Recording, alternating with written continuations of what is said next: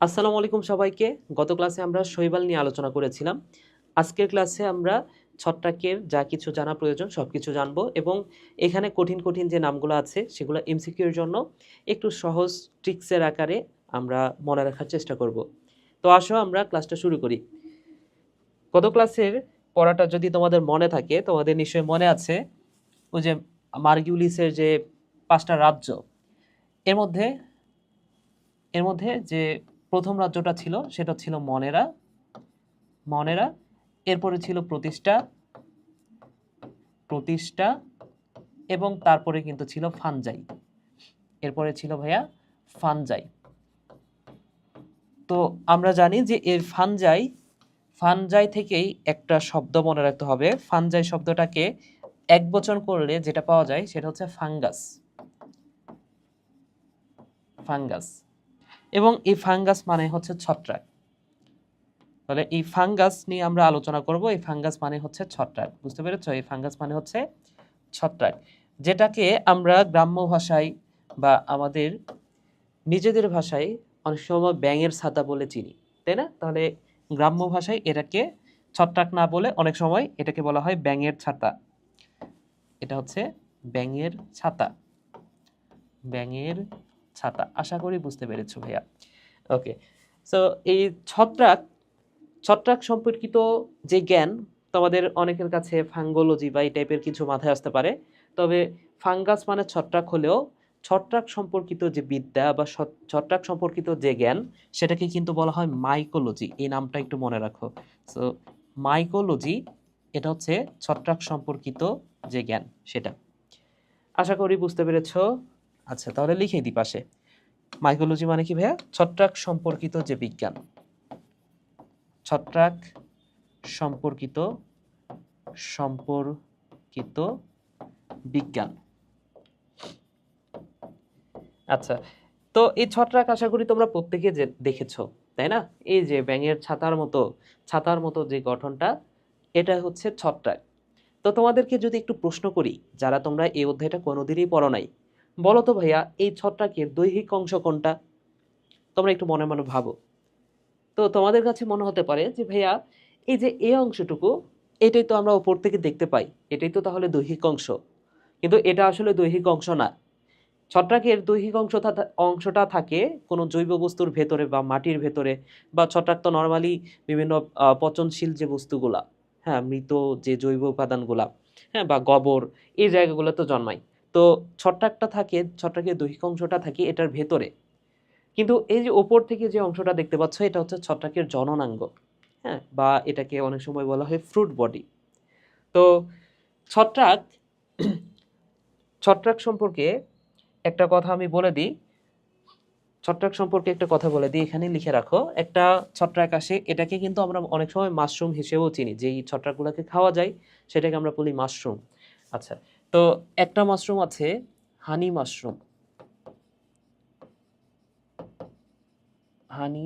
Mushroom বা মধু ছত্রাক। So এই মধু ছত্রাক বা হানি মাশরুম, এটা একটা তিমি মাছের চেয়েও অনেক সময় বড় হয়। বুঝতে পেরেছো? তার মানে কি এটা হচ্ছে পৃথিবীর সবচেয়ে বড় জীব, এই টাইপের কথা বলা যায়, তাই না? তাহলে এই হানি মাশরুম এটা কিন্তু পৃথিবীর সবচেয়ে বড় জীব হিসেবে, এটাকে বড় বলতে তুমি আবার ভাইবো না যে এটা হচ্ছে লম্বার দিক দিয়ে বড়। লম্বার দিক দিয়ে বড় না, এটা হচ্ছে মাটির নিচে ছড়ায় থাকে, অনেক বড় একটা এরিয়া নিয়ে ছড়ায় থাকে, প্রায় ২,০০০ একর জমির ওপরে এটা ছড়ানো অবস্থায় থাকে। ঠিক আছে? সো এই হানি মাশরুম বা মধু ছত্রাক এটা হচ্ছে পৃথিবীর সবচেয়ে বড় জীব, এই কথাটা মনে রাখো। এটা হচ্ছে পৃথিবীর সবচেয়ে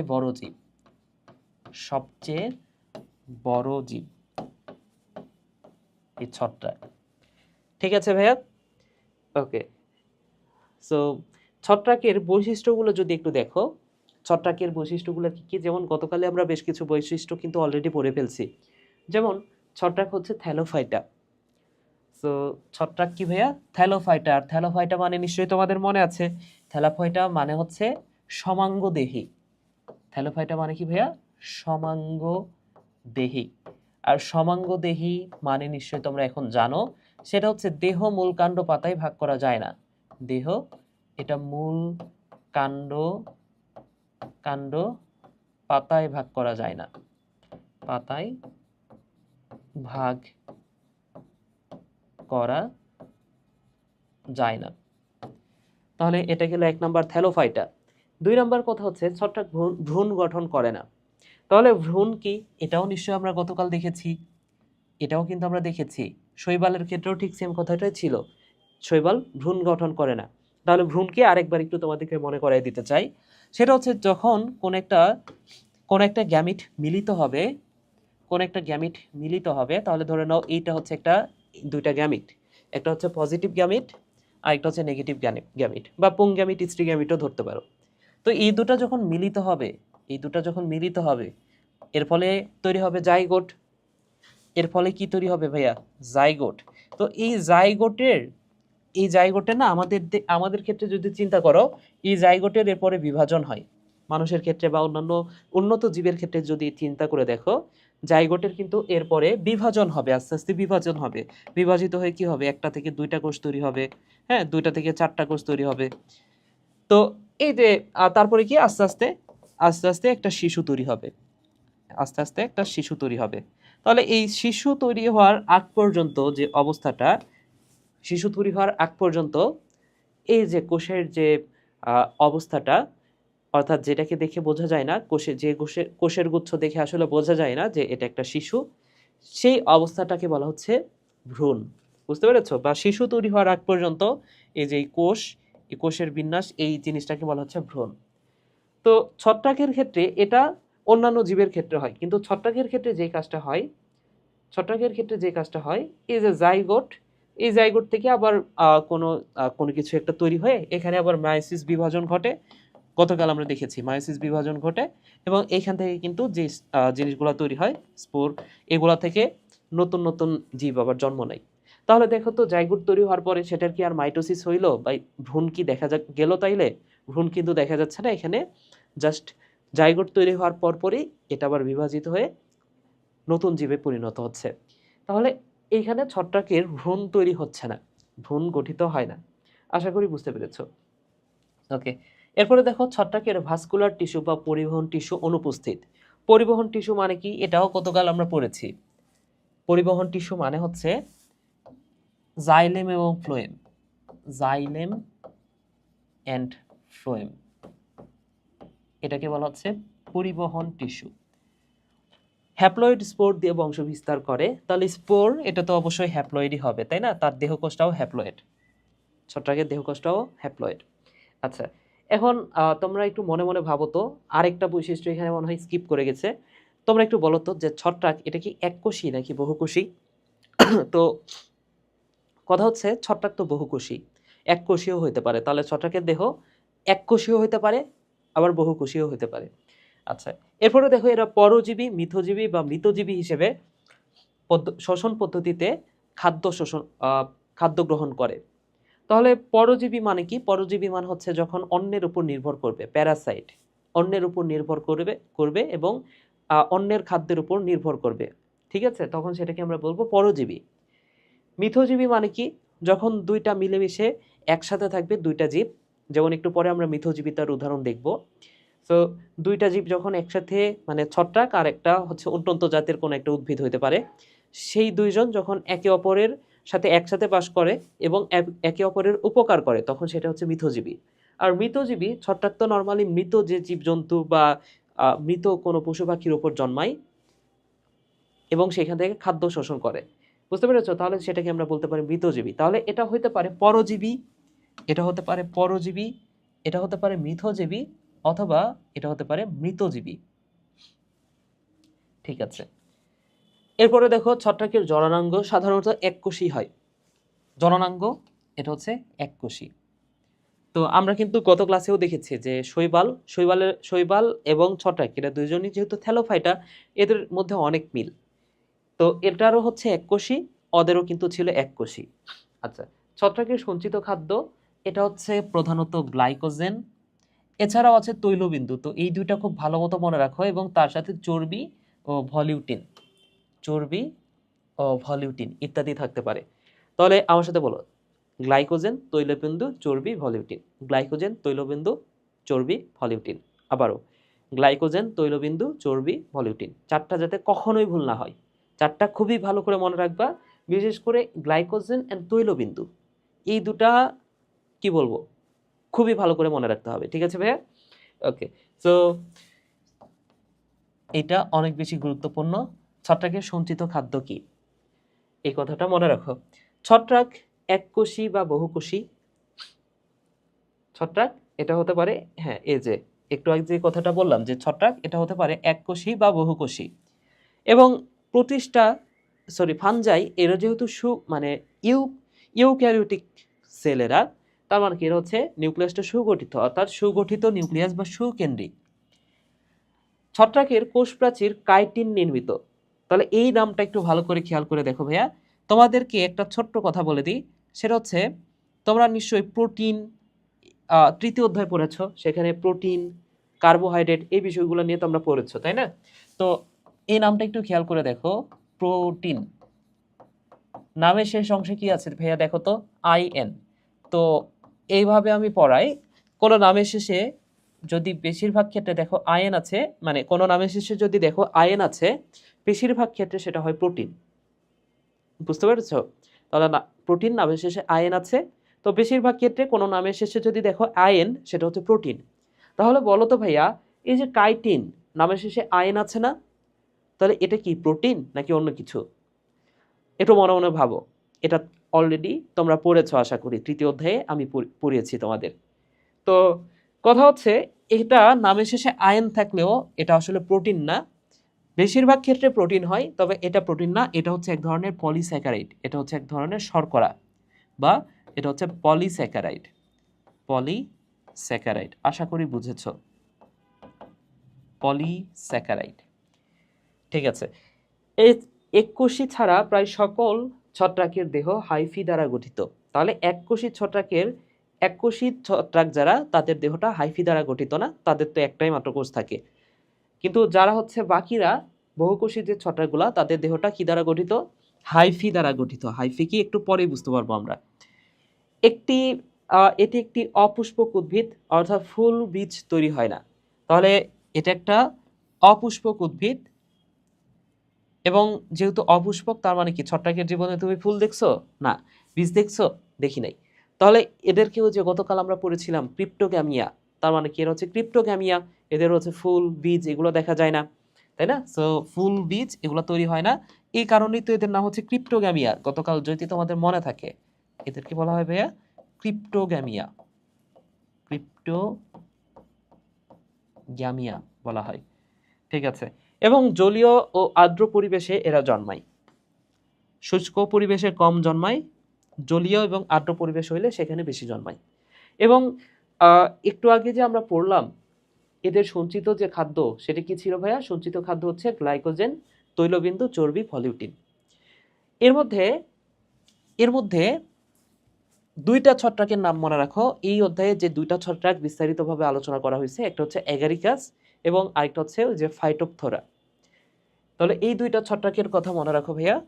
তাহলে একটা হচ্ছে অ্যাগারিকাস, আমরা পড়ব অ্যাগারিকাস, এবং আরেকটা হচ্ছে ফাইটোপথোরা, ফাইটোপথোরা। তাহলে এই অ্যাগারিকাস এবং ফাইটোপথোরা, এই দুটা ছত্রাকের কথা মনে রাখো ভাইয়া। এই দুটা ছত্রাকের যে সঞ্চিত খাদ্য, সেই সঞ্চিত খাদ্য হচ্ছে তৈলবিন্দু। এই কথাটা খুবই গুরুত্বপূর্ণ, কোটি কোটি % ইম্পর্ট্যান্ট। তাহলে ছত্রাকের সঞ্চিত খাদ্য গ্লাইকোজেন, তৈলবিন্দু, চর্বি এবং ভলিউটিন হতে পারে, কিন্তু এই অধ্যায়ে যে দুটা ছত্রাক নিয়ে আলোচনা করা আছে, সেই দুটা ছত্রাকের সঞ্চিত খাদ্য হচ্ছে তৈলবিন্দু। আশা করি বুঝেছো। তাহলে এটা হচ্ছে তৈলবিন্দু, তৈলবিন্দু। তাহলে প্রশ্ন হচ্ছে গ্লাইকোজেন কার? তৈলবিন্দু। ঠিক আছে। তাহলে প্রশ্ন হচ্ছে যে ভাইয়া গ্লাইকোজেন কোন ছত্রাকের সঞ্চিত খাদ্য? তো গ্লাইকোজেন যে ছত্রাকের সঞ্চিত খাদ্য, মনে রাখো সেটা হচ্ছে ইস্ট। একটা হচ্ছে ইস্ট এবং আরেকটা হচ্ছে শৈবালের নাম মনে রাখো, সেটা হচ্ছে সায়ানোব্যাকটেরিয়া বা নীলাভ সবুজ শৈবাল, এটা মনে রাখো। তাহলে এই ইস্ট আর সায়ানোব্যাকটেরিয়া সায়ানো ব্যাকটেরিয়া। এই দুটা, এই ছত্রাক এবং এই শৈবাল, এদের সঞ্চিত খাদ্য আবার মনে রাখো গ্লাইকোজেন। এটার সঞ্চিত খাদ্য হচ্ছে গ্লাইকোজেন। আশা করি বুঝতে পেরেছো। তাহলে এটা কিন্তু ছত্রাক, এই ইস্টটা হচ্ছে ছত্রাক এবং এটাকে বলা হয় চিনির ছত্রাক, একটু পরে আমরা পড়বো। আর ছায়ানোব্যাকটেরিয়া, এটা কিন্তু আমরা গতকাল পড়েছি, এটার আরেকটা নাম হচ্ছে নীলাভ সবুজ শৈবাল, তাই না? তাহলে ওটা এক ধরনের শৈবাল। তাহলে এদের সঞ্চিত খাদ্য আবার গ্লাইকোজেন। তাহলে কোটি % ইম্পর্টেন্ট, পরীক্ষা আসতে পারে। ঠিক আছে, সো আমরা বৈশিষ্ট্যগুলো পড়লাম। এবার আসো ছত্রাকের দৈহিক গঠন, ছত্রাক কিভাবে গঠিত হয় সেটা আমরা একটু দেখি। এবং এই দৈহিক গঠনটা অনেক বেশি গুরুত্বপূর্ণ। ছত্রাকের যে দৈহিক গঠন, এটা খুব ভালো করে আমাদের মুখস্থ রাখতে হবে। তো ছত্রাকের দৈহিক গঠনে আমরা তো একটু আগে দেখেছি যে ছত্রাক কি দ্বারা গঠিত, ছত্রাক হাইফি দ্বারা গঠিত, তাই না? তো ছত্রাকের, আমি যদি ছত্রাকটা একটু দেখাই তোমাদের, ছত্রাকের এই যে উপরের দিকে কি থাকে ভাইয়া? উপরের দিকে থাকে এই যে ছাতার মতো যে অংশটা, উপরের দিকে থাকে ছাতার মতো যে অংশটা, এবং নিচের দিকে এই যে মাটির নিচে বা কোনো জৈব পদার্থের নিচে, এই যে নিচের দিকে যে অংশটা, এটাই কিন্তু দৈহিক অংশ। বুঝতে পেরেছো? তাহলে এই অংশটা, এটাই কিন্তু দৈহিক অংশ। তাহলে দৈহিক গঠন বলতে আমি কোন অংশটা বোঝাচ্ছি বলতো? দৈহিক গঠন বলতে আমরা কোন অংশটা নিয়ে আলোচনা করব? অবশ্যই যে এই অংশটা। আর উপরের যে অংশটা, এটাকে আমরা বায়বীয় অঙ্গ বলতে পারি, বা এই অংশটা, এটাকে আমরা ফ্রুট বডি বলতে পারি। এটা হচ্ছে ফ্রুট বডি। এই অংশটাকে আমরা বলি ফ্রুট বডি। এবং ফ্রুট বডি তৈরির যে প্রক্রিয়া, সেই তৈরির প্রক্রিয়াটাকে বলা হয় ফ্রুকটিফিকেশন। এই কথাটাও একটু মনে রাখো। সো ফ্রুট বডি তৈরির যে প্রক্রিয়া, সেটাকে বলা হয় ফ্রুকটিফিকেশন। ফ্রুট বডি তৈরির প্রক্রিয়া,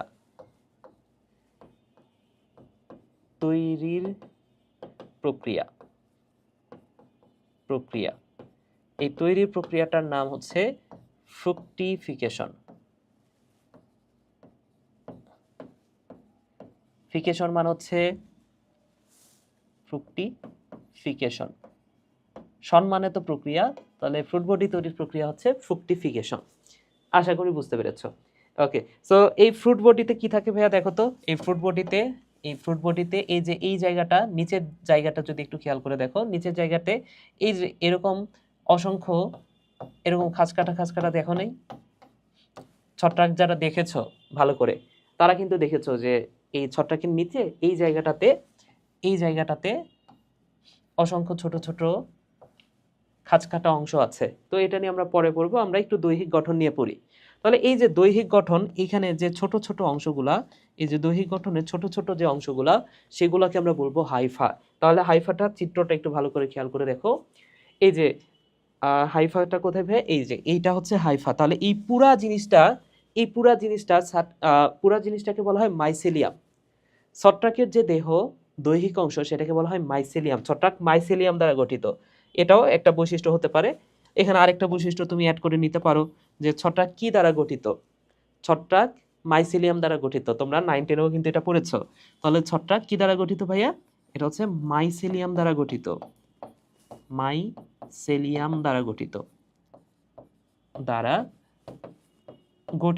এই কথাটা মনে রাখো।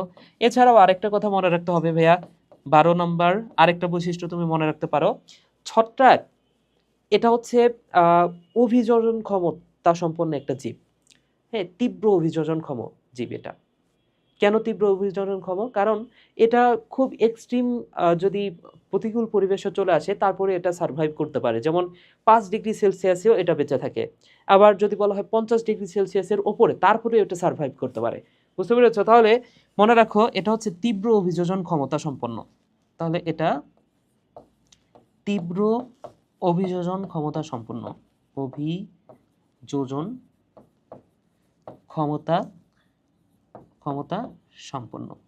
সো তীব্র অভিযোজন ক্ষমতা সম্পন্ন বলতে, যেমন আমি বলতে পারি 5 ডিগ্রি সেলসিয়াস এর নিচে, হ্যাঁ, তবে সবগুলা না, কতক। তাহলে কতক ছত্রাক আছে, কতক ছত্রাক 5 ডিগ্রি সেলসিয়াস তাপমাত্রার নিচে, আবার কত কাছে 50 ডিগ্রি সেলসিয়াস তাপমাত্রার উপরে উপরে বাঁচতে পারে।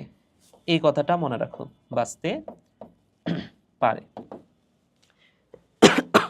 ঠিক আছে, আচ্ছা তাহলে দেখো এই যে ছত্রাক যে আমি বললাম মাইসেলিয়াম দ্বারা গঠিত ছত্রাকের দেহটা, সো এই যে এই পুরা জিনিসটা যদি মাইসেলিয়াম হয় তাহলে হাইফা বা হাইফি যেটাই আমি বলি, এই হাইফা বা হাইফি এটা কিন্তু ছোট্ট একটা অংশ। এই যে পুরা মাইসেলিয়ামের ছোট ছোট যে অংশগুলা, এই ছোট ছোট খণ্ডগুলাকে আমি বলতে পারি হাইফা, এবং সবগুলাকে একত্রে আমরা বলতে পারি হাইফি। বুঝতে পেরেছো? তাহলে এই যে হাইফা বা এখানে মনে রাখো হাইফি, হাইফি। সো এই হাইফি এটা হচ্ছে বহুবচন, আর হাইফা এটা হচ্ছে একবচন, এটা হচ্ছে একবচন, আর হাইফি এটা হচ্ছে বহুবচন, বহুবচন। ঠিক আছে, তাহলে হাইফি কি আসলে? হাইফি হচ্ছে যে সুতার মতো যে অংশগুলো, সূত্রাকার অংশ। তাহলে হাইফি কি ভাইয়া? হাইফি হচ্ছে এটা হচ্ছে সূত্রাকার যে অংশটা ছত্রাকে, সেটাই। তাহলে এটা হচ্ছে সূত্রাকার, সূত্রাকার অংশ কে বলা হচ্ছে হাইফা। আচ্ছা, এবং হাইফার বা হাইফির যে মাথা, হাইফির মাথাকে বলা হচ্ছে ডোম। এই কথাটাও গুরুত্বপূর্ণ। তাহলে হাইফির মাথাকে বলা হয় ডোম। তাহলে হাইফার মাথাকে বলা হয়, মাথাকে বলা হয় ডোম। এরপরে আসো সেপ্টা। সেপ্টা কি? সেপ্টা হচ্ছে দেখো, সেপ্টা হচ্ছে এই যে একটা ছোট্ট একটা অংশ যদি কল্পনা করো, এই ছোট্ট একটা অংশ, এটা দেখো, এটা হচ্ছে অসংখ্য, এটা হচ্ছে প্রস্থ প্রাচীর দ্বারা আলাদা করা আছে না? দেখো তো এই পুরো জায়গাটা, এটা হচ্ছে অসংখ্য প্রস্থ প্রাচীর দ্বারা এই জায়গাটা কিন্তু আলাদা করা আছে। তাহলে এই যে প্রস্থ প্রাচীর দ্বারা আলাদা করা আছে, এটাকে আমরা বলতে পারি সেপ্টা। ঠিক আছে, তাহলে এই যে এই অংশটা, এই অংশটাকে আমি তাহলে বলতে পারি এটা হচ্ছে সেপ্টা, এটা হচ্ছে সেপ্টা। আর সেপ্টা দ্বারা আলাদা করা থাকলে তাহলে সেপ্টা কি? এটা হচ্ছে প্রস্থ প্রাচীর, প্রস্থ, প্রস্থ প্রাচীর, প্রস্থ প্রাচীর। তাহলে হাইফার মধ্যে যে প্রস্থ প্রাচীরগুলো থাকে সেগুলোকে বলা হচ্ছে সেপ্টা। এবং এই সেপ্টাযুক্ত যে মাইসেলিয়াম সেটাকে আমরা বলতে পারি সেপ্টেট মাইসেলিয়াম। ঠিক আছে, তাহলে সেপ্টেট মাইসেলিয়াম কি? সেপ্টাযুক্ত যে মাইসেলিয়াম। তাহলে সেপ্টা মানে আমরা বুঝলাম, এবং সেপ্টাযুক্ত মাইসেলিয়াম সেটা হচ্ছে septate mycelium, septate mycelium, mycelium. So septate mycelium মানে কি? সেপ্টেট মাইসেলিয়াম মানে হচ্ছে সেপ্টাযুক্ত মাইসেলিয়াম, সেপ্টাযুক্ত মাইসেলিয়াম, মাইসেলিয়াম। আশা করি বুঝেছ। ঠিক আছে, এরপরে দেখো মাইসেলিয়াম মানে তো বুঝছো, মাইসেলিয়াম মানে হচ্ছে হাইফি দ্বারা গঠিত। হাইফি, হাইফি যদি মনোমার হয় তাহলে অসংখ্য হাইফি দ্বারা গঠিত হয় হচ্ছে মাইসেলিয়াম। ঠিক আছে, তাহলে এই মাইসেলিয়াম কি? মাইসেলিয়াম হচ্ছে এটা ছত্রাকের হাইফি দ্বারা গঠিত। ঠিক আছে, তাহলে অনেক হাইফি দ্বারা গঠিত, অসংখ্য হাইফি দ্বারা গঠিত বা হাইফা দ্বারা গঠিত, হাইফা দ্বারা গঠিত। আশা করি বুঝেছ। এরপরে দেখো সিনোসাইটিক মাইসেলিয়াম। তো এই ওয়ার্ডটা তোমরা নিশ্চয়ই শুনেছ, সিনোসাইট। এই ওয়ার্ডটা তোমরা শুনেছ নিশ্চয়ই, তোমরা দ্বিতীয় অধ্যায়েও শুনেছ এটা। সিনোসাইট নামটা একটু মনে করে দেখো ভাইয়া, শুনেছ তোমরা? ওই যে ডাবের পানি, সিনোসাইটিক কোষের উদাহরণ ছিল ডাবের পানি। তাহলে সিনোসাইট মানে কি? সিনোসাইট মানে হচ্ছে বহু নিউক্লিয়াস যুক্ত কোষ, বহু নিউক্লিয়াস যুক্ত কোষ, যুক্ত কোষকে বলবো আমরা সিনোসাইট। এখন একটু খেয়াল করে দেখো তো ভাইয়া, ধরে নাও এই যে এটা হচ্ছে একটা হাইফা বা এটা একটা মাইসেলিয়াম। তাহলে এই মাইসেলিয়ামের এইটা যদি একটা কোষ হয়, এই যে ধরে নাও এটা একটা কোষ, তারপরে এইটা একটা কোষ, এইটুক একটা কোষ, এই প্রত্যেকটা যদি আলাদা আলাদা আলাদা কোষ হয় এবং এদের মধ্যে যদি প্রস্থ প্রাচীরটা থাকে, এর মাঝখানে যদি প্রত্যেকটার মাঝখানে যদি প্রস্থ প্রাচীর থাকে, তাহলে দেখো তো এই প্রত্যেকটা কোষে একটা করে নিউক্লিয়াস থাকলো না? যেমন এই কোষে একটা নিউক্লিয়াস আছে, এখানে প্রস্থ প্রাচীরটা আলাদা আছে, নিচের কোষে একটা নিউক্লিয়াস। তাহলে যদি এই প্রস্থ প্রাচীর থাকে সেই ক্ষেত্রে তো নিউক্লিয়াস একটাই থাকবে। কিন্তু আমি যদি প্রত্যেকটা প্রস্থপ্রাচীরকে আমি যদি বাদ দিয়ে দিই, তাহলে প্রস্থপ্রাচীর যদি বাদ হয়ে যায়, তাহলে দেখো তো এই যে এই কোষটা দেখো তো, এখানে কোনো প্রস্থপ্রাচীর আছে? বা এই মাইসিলিয়ামে কোনো প্রস্থপ্রাচীর আছে? নাই। তাহলে যেহেতু এই এই জায়গাতে কোনো প্রস্থপ্রাচীর নাই, সো এইখানে নিউক্লিয়াসটা কিন্তু হয়ে গেছে অনেকগুলা। দেখো এখানে যদি একটা প্রস্থপ্রাচীর থাকতো, তাহলে দেখো এখানে এই কোষে মাত্র নিউক্লিয়াস ছিল একটা, কিন্তু যেহেতু প্রস্থপ্রাচীর নাই, নিউক্লিয়াস দেখো কতগুলা হয়ে গেছে। তাহলে এই ধরনের মাইসিলিয়ামকে আমি তখন বলবো সিনোসাইটিক মাইসিলিয়াম। এই ধরনের মাইসিলিয়ামকে আমি বলবো সিনোসাইটিক মাইসিলিয়াম। বুঝতে পেরেছ? এবং সিনোসাইটিক কোষগুলা কিন্তু আমি এভাবে পড়িয়েছিলাম, তোমাদের মনে আছে কিনা? সিনোসাইটিক কোষ বা বহুনিউক্লিয়াসযুক্ত কোষ কারা ছিল? সেটা ছিল এইভাবে পড়াইতাম, সা পেন পেন ভাও বট, এভাবে পড়িয়েছিলাম, তাই না ভাইয়া? সো সা মানেই হচ্ছে স্যাপ্রোলিগনিয়া এবং পেনিসিলিয়াম। সো এই যে স্যাপ্রোলিগনিয়া, এখানে কি আছে? স্যাপ্রোলিগনিয়া, পেনিসিলিয়াম, ভাউসেরিয়া, বট্রিডিয়াম। সো এগুলা কিন্তু সিনোসাইটিক মাইসিলিয়াম, মানে এগুলো সবগুলো সিনোসাইটিক মাইসিলিয়াম না, এগুলো হচ্ছে সিনোসাইটিক কোষ। এর মধ্যে এই যে দেখো স্যাপ্রোলিগনিয়া, পেনিসিলিয়াম, এগুলো হচ্ছে সিনোসাইটিক মাইসিলিয়াম আমি বলতে পারি। হ্যাঁ, এর সাথে আরেকটা এক্সট্রা মনে রাখো, মিউকর। তাহলে স্যাপ্রোলিগনিয়া এটা তো আমরা জানি, এবং এর সাথে পড়ো মিউকর। আশা করি বুঝেছো। ঠিক আছে, এরপরের দৈহিক গঠনটা একটু খেয়াল করে দেখো। হস্টোরিয়াম, এখানে নামের মধ্যে দেখো হোস্ট বিষয়টা আছে, নামের মধ্যে তুমি হোস্ট বিষয়টা শব্দটা খুঁজে পাবা। হোস্ট মানে কি? হোস্ট মানে হচ্ছে কি বলবো, আচ্ছা বুঝছো তো হোস্ট মানে কি। ঠিক আছে, তো হোস্টোরিয়াম, হোস্টোরিয়াম এটা এটা হচ্ছে এর শ্বসন একটা অঙ্গ, শ্বসন অঙ্গ বলা যায় হোস্টোরিয়ামকে, আমি বলতে পারি এই হাইড্রার শ্বসন অঙ্গ। তো ধরে নাও এটা হচ্ছে একটা প্রকৃত কোষী প্রাণী বা একটা হচ্ছে উদ্ভিদ কোষ। এই যে এগুলো হচ্ছে, এখানে 4টা উদ্ভিদ কোষ দেখানো আছে, আর এটা হচ্ছে একটা হাইফা, এটা হচ্ছে একটা হাইফা। তো যখন আমাদের দেহে বা কোন একটা উদ্ভিদের দেহে এই ছত্রাকটা জন্মায়, এবং ছত্রাক যদি আমাদের কোষ থেকে খাদ্য শোষণ করতে চায়, সেই ক্ষেত্রে এই হাইফা থেকে দেখো একটা হোস্টোরিয়াম বের করে দেয়, একটা হোস্টোরিয়াম কোষের ভেতরে প্রবেশ করায়। দেখছো? তাহলে এটা হচ্ছে একটা উদ্ভিদের সেল। তাহলে এই সেল ওয়ালটা ভেদ করে একটা শোষণ অঙ্গ সে পাঠায় দিছে কোষের ভেতরে, তাই না? তাহলে কোষের ভেতরে এখন এই যে কোষের ভেতরে যে পুষ্টি উপাদানগুলো আছে, সেই পুষ্টি উপাদানগুলো সে এখন শোষণ করে হাইফার ভেতরে নিয়ে নিবে, তাই না? তাহলে এই যে এই জিনিসটাকে আমরা বলতে পারি হোস্টোরিয়াম। ঠিক আছে, তাহলে হোস্টোরিয়ামের মাধ্যমে কি করে বলতো? এটা হচ্ছে শোষণ অঙ্গ, শোষণ অঙ্গ হোস্টোরিয়াম। এবং এর মাধ্যমে কোন একটা আহ, কোন একটা প্রকৃত কোষ থেকে খাদ্য শোষণ করে বা কোন একটা জীব থেকে খাদ্য শোষণ করে। হোস্টোরিয়ামের মাধ্যমে কি করে ভাইয়া?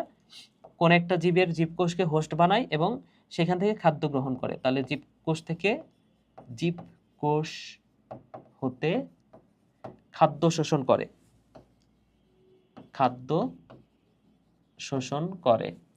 আশা করি বুঝেছ। এবং রাইজয়েড, এখানে রাইজ কথাটার অর্থ হচ্ছে মূল, এটা গতদিনই শিখেছি আমরা। রাইজ কথাটার অর্থ কি ভাইয়া? রাইজ কথাটার অর্থ হচ্ছে মূল, এবং নামের শেষে আছে অয়েড, অয়েড কথাটার অর্থ হচ্ছে মতো, তাহলে মূলের মতো। তাহলে ছত্রাকের যে মূল, এই মূলটাকে বলা হয় মূলের মতো। আসলে প্রকৃত যে উদ্ভিদগুলো আছে, যা উন্নত যে উদ্ভিদগুলো আছে, সেই মূলগুলোর মতো না, এটা হচ্ছে মূলের মতো বা রাইজয়েড। বুঝতে পেরেছ? তাহলে রাইজয়েড, এটা যেহেতু মূলের মতো, আর উদ্ভিদ কি করে? মূল দ্বারা প্রকৃতি থেকে পানি বা আদার্স অন্যান্য জিনিসগুলো উপাদান সংগ্রহ করে, তাই না? তাহলে জীবকোষ থেকে যদি খাদ্য সংগ্রহণ করার কথা বলা হয়, তাহলে সেটা হচ্ছে হোস্টোরিয়াম। কিন্তু যদি বলা হয় যে প্রকৃতি থেকে খাদ্য সংগ্রহ করে কিসের মাধ্যমে, সেটা হবে রাইজয়েড। তাহলে রাইজয়েডের কাজ কি ভাইয়া? এটা হচ্ছে প্রকৃতি থেকে খাদ্য সংগ্রহ করে। তাহলে এটা হচ্ছে প্রকৃতি থেকে খাদ্য শোষণ হইলে সেটা হচ্ছে রাইজয়েড। আচ্ছা, এরপরে দেখো রাইজোমর্ফ।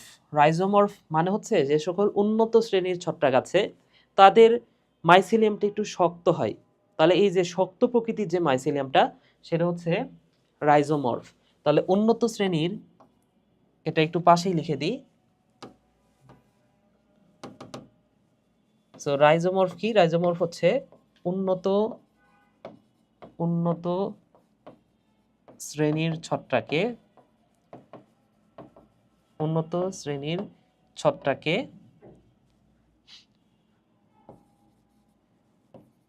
শক্ত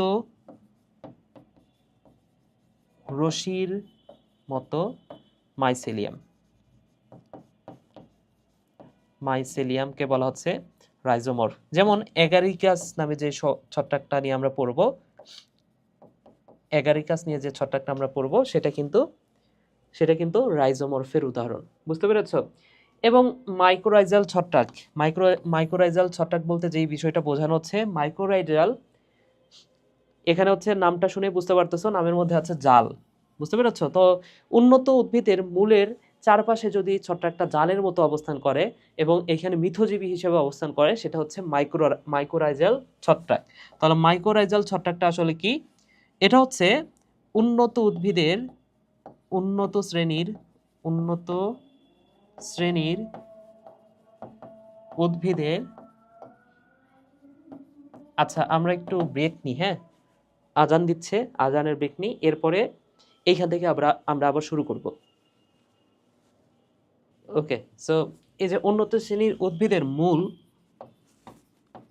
মূলের চারপাশে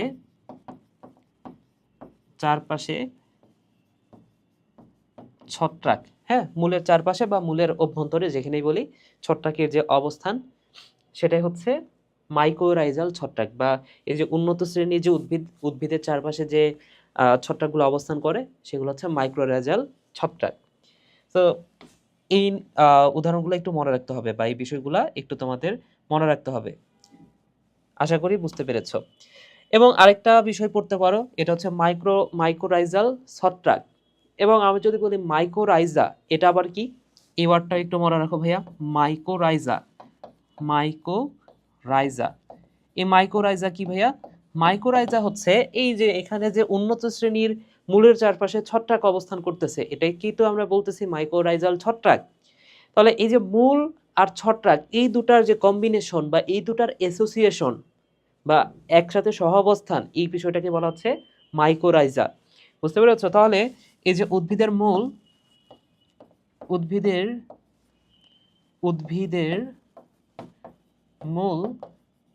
ও ছত্রাকের এ ধরনের অ্যাসোসিয়েশন, ঠিক আছে? তাহলে এই যে অ্যাসোসিয়েশন, এটা হচ্ছে মাইক্রোরাইজা। এটা হচ্ছে মাইক্রোরাইজা। এবং এটা কিন্তু মিথজীবী হইতে পারে, ঠিক আছে? যে উদ্ভিদের ফসফরাস প্রয়োজন, তো ছত্রাক উদ্ভিদকে ফসফরাস দিচ্ছে এবং বিনিময়ে ছত্রাক বাসস্থান পাচ্ছে। ছত্রাকের দেহের উপরে যেহেতু বাস করতেছে, ছত্রাক বাসস্থান পাচ্ছে।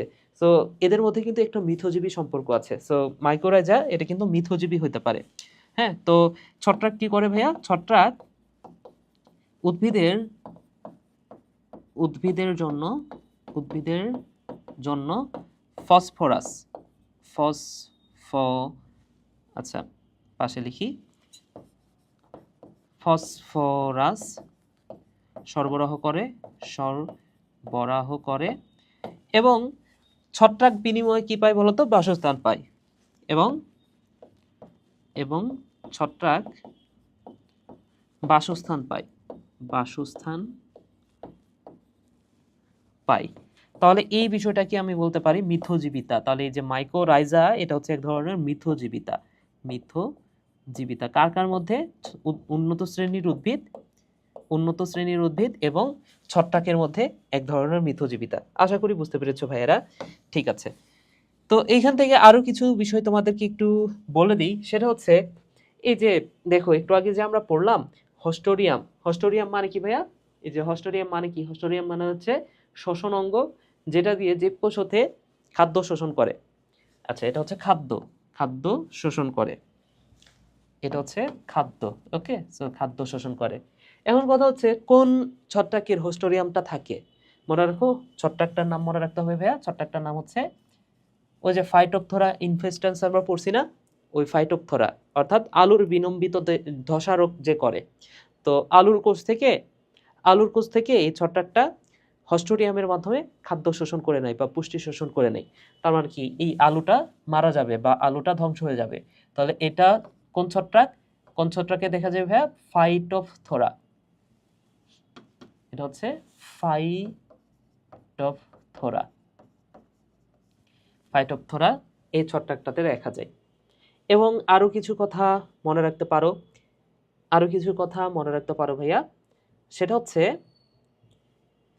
এই যে মাইকোরাইজাল যে ছত্রাক, এটার উদাহরণটা পড়তে পারো। মাইকোরাইজাল ছত্রাকের উদাহরণটা হচ্ছে ভাইয়া, এটা হচ্ছে স্যাপ্রোলিগনিয়া। স্যাপ্রোলিগনিয়া। তো এই স্যাপ্রোলিগনিয়া সম্পর্কে আমাদের বেশ কয়েকটা ইনফরমেশন মনে রাখতে হবে। 5টা ইনফরমেশন আমরা মনে রাখবো। তো 5টা ইনফরমেশন আমি একটু লিখে দিই, দেখো। স্যাপ্রোলিগনিয়া বিভিন্ন জায়গাতে পাবা, এইভাবে তুমি একটু পড়তে পারো। তাহলে টপিকটা হচ্ছে স্যাপ্রোলিগনিয়া।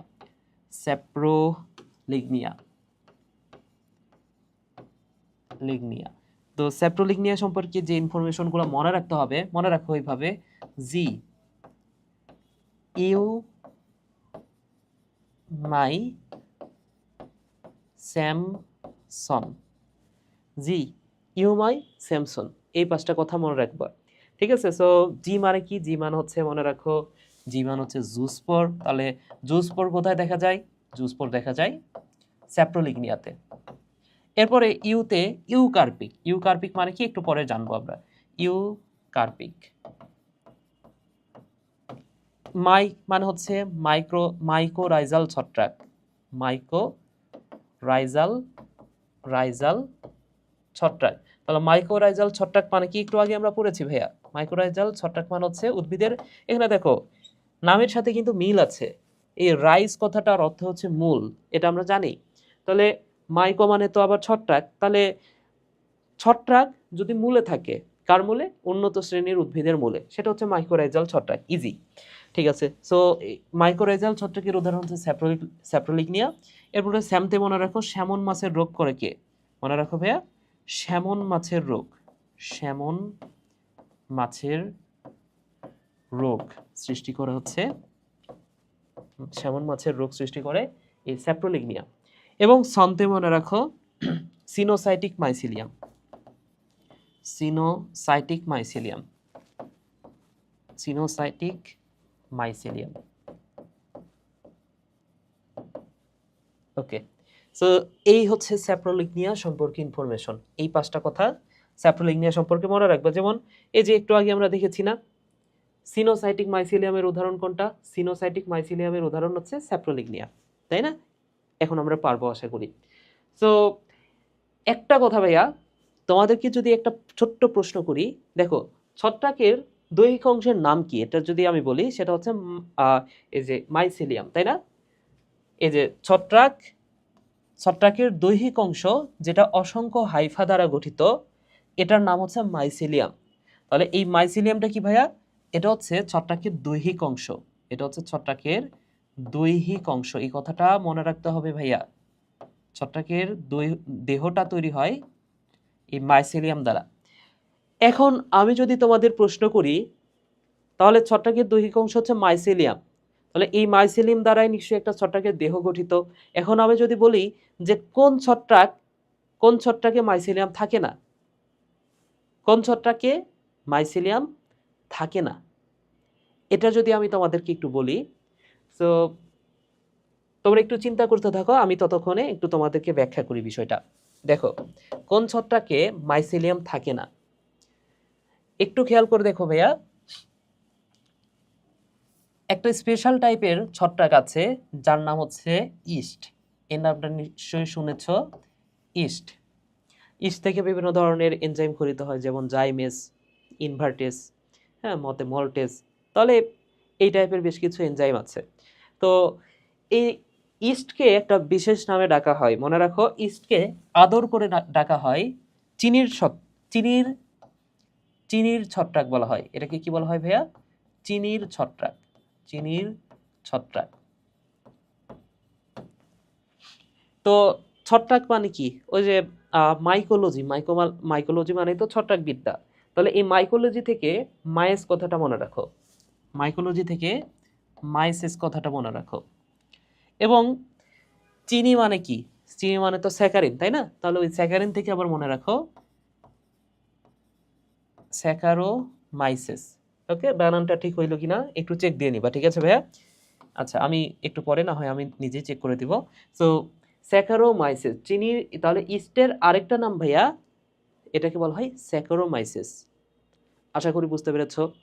তো এই যে চিনির যে ছত্রাকটা বা ইস্ট, এটা আসলে এককোষী এবং এটা গঠিত হয় এই যে এইভাবে, এই যে এটা একটা এককোষী এবং এর সাথে আরো কয়েকটা যদি ইস্ট যুক্ত হয় তাহলে এই যে এরকম একটা গঠন তৈরি করে। ইস্ট এরকম একটা গঠন তৈরি করে থাকে। এরকম একটা গঠন তৈরি করে বড় হয় ইস্ট। তাহলে একটু খেয়াল করে দেখো তো, একটা ছত্রাকের মাইসেলিয়ামটা কেমন? ছত্রাকের উপরে থাকে ফ্রুট বডি, নিচে থাকে মাইসেলিয়াম। এই যে এই অংশটা, এটা হচ্ছে মাইসেলিয়াম। কিন্তু এই যে এই জিনিসগুলো, এই ছোট্ট ছোট্ট অংশ, এটা দেখে কি কোনোভাবেও মাইসেলিয়াম মনে হচ্ছে? এটা কিন্তু কোনোভাবেই মাইসেলিয়াম মনে হচ্ছে না। তাহলে তাহলে তাহলে আমি জানি যে একটা ছত্রাকের দেহ দেহটা গঠিত হয় মাইসেলিয়াম দ্বারা। কি দ্বারা গঠিত হয়? মাইসেলিয়াম। কিন্তু এই ছত্রাকটা যেহেতু একটু ব্যতিক্রম, ইস্ট, এখানে যেহেতু আমরা কোনো মাইসেলিয়াম দেখতে পাচ্ছি না বা ওই রকম কোনো মাইসেলিয়াম দেখতে পাচ্ছি না, এই মাইসেলিয়ামটাকে বলা হয় বা ইস্টের মাইসেলিয়ামকে বলা হয় সিউডোমাইসেলিয়াম। কি বলা হয় ভাইয়া? সিউডোমাইসেলিয়াম। বুঝতে পেরেছো? তাহলে সিউডো কথাটার অর্থ কি? সিউডো কথাটার অর্থ আমরা জানি, সিউডো মানে হচ্ছে ভুয়া। সিউডো কথাটার অর্থ আমরা প্রত্যেকে জানি, সিউডো মানে হচ্ছে ভুয়া বা ভ্রান্ত। সো সিউডো মানে হচ্ছে ভ্রান্ত। তাহলে ভ্রান্ত মাইসেলিয়াম বা ভুয়া মাইসেলিয়াম, অর্থাৎ ছত্রাকের যে দৈহিক অংশ সেটা কিন্তু মাইসেলিয়াম দ্বারা তৈরি হওয়ার কথা, কিন্তু এখানে যেহেতু মাইসেলিয়ামটা নাই, এটা হচ্ছে ভুয়া মাইসেলিয়াম। এই কারণে এটাকে আমরা বলতে পারি ভ্রান্ত মাইসেলিয়াম বা সিউডো মাইসেলিয়াম। আশা করি বুঝতে পেরেছো। তাহলে তোমাকে যদি কখনো এই টাইপের প্রশ্ন করে যে মাইসেলিয়াম থাকে না কোন ছত্রাকে, অ্যান্সার হবে ইস্ট। বুঝতে পেরেছো ভাইয়া? ওকে, সো সিউডোমাইসিলিয়াম থাকে কোথায়, এটা বললেও অ্যান্সার হবে ইস্ট। তো এটা হচ্ছে একটা বিশেষ ধরনের ছত্রাক যেটা আসলে ব্যাকটেরিয়ার সাথে কিছুটা মিলে যায়, একটু পরেও আমরা পড়বো। একটু পরে যখন আমরা জনন দেখব সেই সময় আমরা দেখব যে এটা ব্যাকটেরিয়ার সাথে কিছুটা মিল আছে এই ছত্রাকটার। বুঝতে পেরেছো? ঠিক আছে, তাহলে আমরা অনেক কিছু বুঝলাম। এরপরে আসো যে টপিকটা আমরা পড়বো সেটা হচ্ছে ছত্রাকের দৈহিক গঠন। তো পড়লাম, অলরেডি পড়েছি। এখন আমরা যেটা পড়বো, এখানে ভুল করে লেখা হয়েছে, এখন আমরা পড়বো কোষীয় গঠন। তো এই দৈহিক গঠন এবং কোষীয় গঠন এগুলো কিন্তু পরীক্ষার জন্য গুরুত্বপূর্ণ, এগুলো পড়তে হবে ভালো করে। ঠিক আছে, তাহলে কোষীয় গঠন, ছত্রাকের দুইটা অংশ দ্বারা গঠিত কোষ। এক নাম্বার যে অংশ সেটা হচ্ছে কোষ প্রাচীর, 2 নাম্বার অংশ হচ্ছে প্রোটোপ্লাস্ট। তাহলে ছত্রাক এই দুইটা অংশ দ্বারা গঠিত, একটা হচ্ছে কোষ প্রাচীর এবং আরেকটা হচ্ছে প্রোটোপ্লাস্ট। তো কোষ প্রাচীর কাইটিন দ্বারা গঠিত, কে না জানে এটা? কাইটিন কি? এটা হচ্ছে এক ধরনের পলিস্যাকারাইড, এর আগেই পড়েছি। তাহলে কোষ প্রাচীর কাইটিন। আচ্ছা, এখানে ছোট্ট একটা কথা বলে দিই, কাইটিন হচ্ছে পলিস্যাকারাইড, এটা আমরা জানি, এটা তৃতীয় অধ্যায় পড়েছি। কাইটিন এটা হচ্ছে পলিস্যাকারাইড, পলিস্যাকারাইড। এবং তোমরা গাছের পাতা নিয়ে যদি কখনো পড়ে থাকো বা বিভিন্ন জায়গাতে পাবা এই বিষয়টা, সেটা হচ্ছে গাছের পাতার উপরের যে ত্বকটা, সেই ত্বকে কিউটিকল থাকে এবং এই কিউটিকলটা এটা যে উপাদানটা দ্বারা তৈরি সেটার নাম হচ্ছে কিউটিন। উপাদানটার নাম কি ভাইয়া? উপাদানটার নাম হচ্ছে কিউটিন। তো তোমরা একটু মনে মনে ভাবো তো ভাইয়া, এই কিউটিন আসলে কি? কাইটিন মানে তো পলিস্যাকারাইড, কিউটিন আবার কি? তো এই দুটার মধ্যে ভুল করা যাবে না, কিউটিন কিন্তু লিপিড। বুঝতে পেরেছো? তাহলে কিউটিন কিন্তু পলিস্যাকারাইড না, কিউটিন হচ্ছে লিপিড। সো এটা এইভাবে পড়তে পারো, কয়ে হস্যই আছে, লয়ে হস্যই আছে। বুঝতে পেরেছো? তাহলে যেটা হচ্ছে কি সেটা হচ্ছে আবার লি, কিন্তু এইখানে কিন্তু কয়ে হস্যই নাই। সো এটা হচ্ছে কার্বোহাইড্রেট। ঠিক আছে, তাহলে এখানে আছে এটা হচ্ছে কার্বোহাইড্রেট বা পলিস্যাকারাইড যেটাই বলি। ওকে ভাইয়া, মনে রাখতে পারলেই হলো। ঠিক আছে, তাহলে কি মানে হচ্ছে লিপিড সেটা। এবং এই কিউটিন দ্বারাই কিন্তু একসময় কিউটিন দ্বারাই আসলে কিউটিকলটা গঠিত, এই কথাটা মনে রাখো। ঠিক আছে, তাহলে প্রোটোপ্লাস্টের আবার তিনটা অংশ, একটা হচ্ছে কোষঝিল্লি, সাইটোপ্লাজম এন্ড নিউক্লিয়াস। এবং কোষঝিল্লির প্রধান উপাদানটা হচ্ছে আর্গোস্টেরল। আমরা তৃতীয় অধ্যায়ে কিন্তু এটাও পড়েছি, স্টেরয়েড জাতীয় পদার্থ, স্টেরল। হ্যাঁ, ওই যে আর্গোস্টেরল, তারপর হচ্ছে আর কি কি কোলেস্টেরল পড়েছি আমরা। তাহলে যেমন আলু, চুপড়ি আলুতে কিন্তু এই কোলেস্টেরলটা বেশি। আর আর্গোস্টেরলটা কোথায় পাওয়া যাচ্ছে? এটা পাওয়া যাচ্ছে ছত্রাকের যে কোষঝিল্লি হচ্ছে আর্গোস্টেরল দ্বারা গঠিত। এবং লোমোজোম কি ভাইয়া?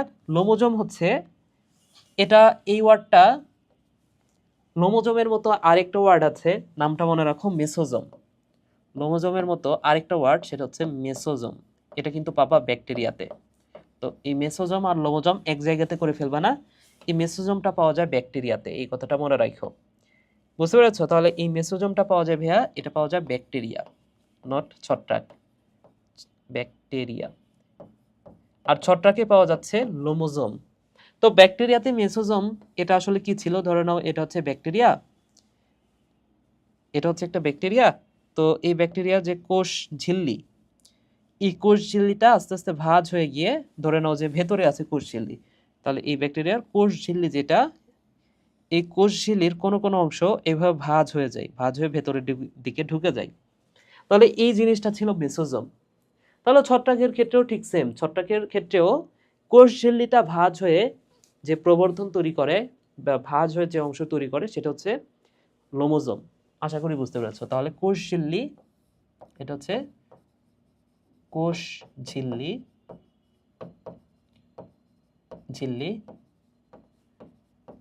ভাঁজ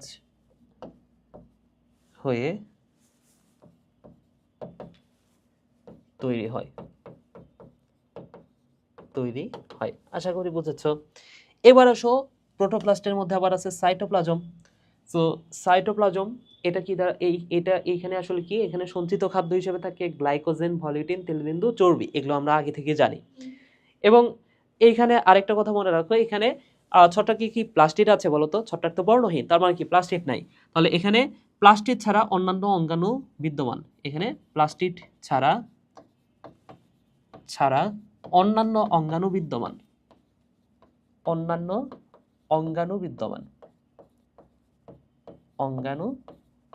এই কথাটা ভাইয়া মনে রাখতে হবে, প্লাস্টিড ছাড়া অন্যান্য অঙ্গাণু বিদ্যমান। এবং নিউক্লিয়াস সম্পর্কে মনে রাখো, নিউক্লিয়াস এটা হতে পারে এক বা একাধিক হতে পারে, এবং এটা দেখতে গোলাকার বা উপবৃত্তাকার নিউক্লিয়াস।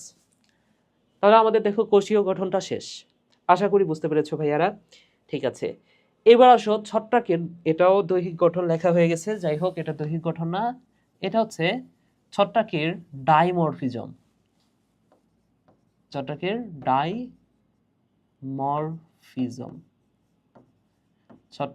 ডাইমরফিজম। সো ডাই কথাটার অর্থ হচ্ছে দুই।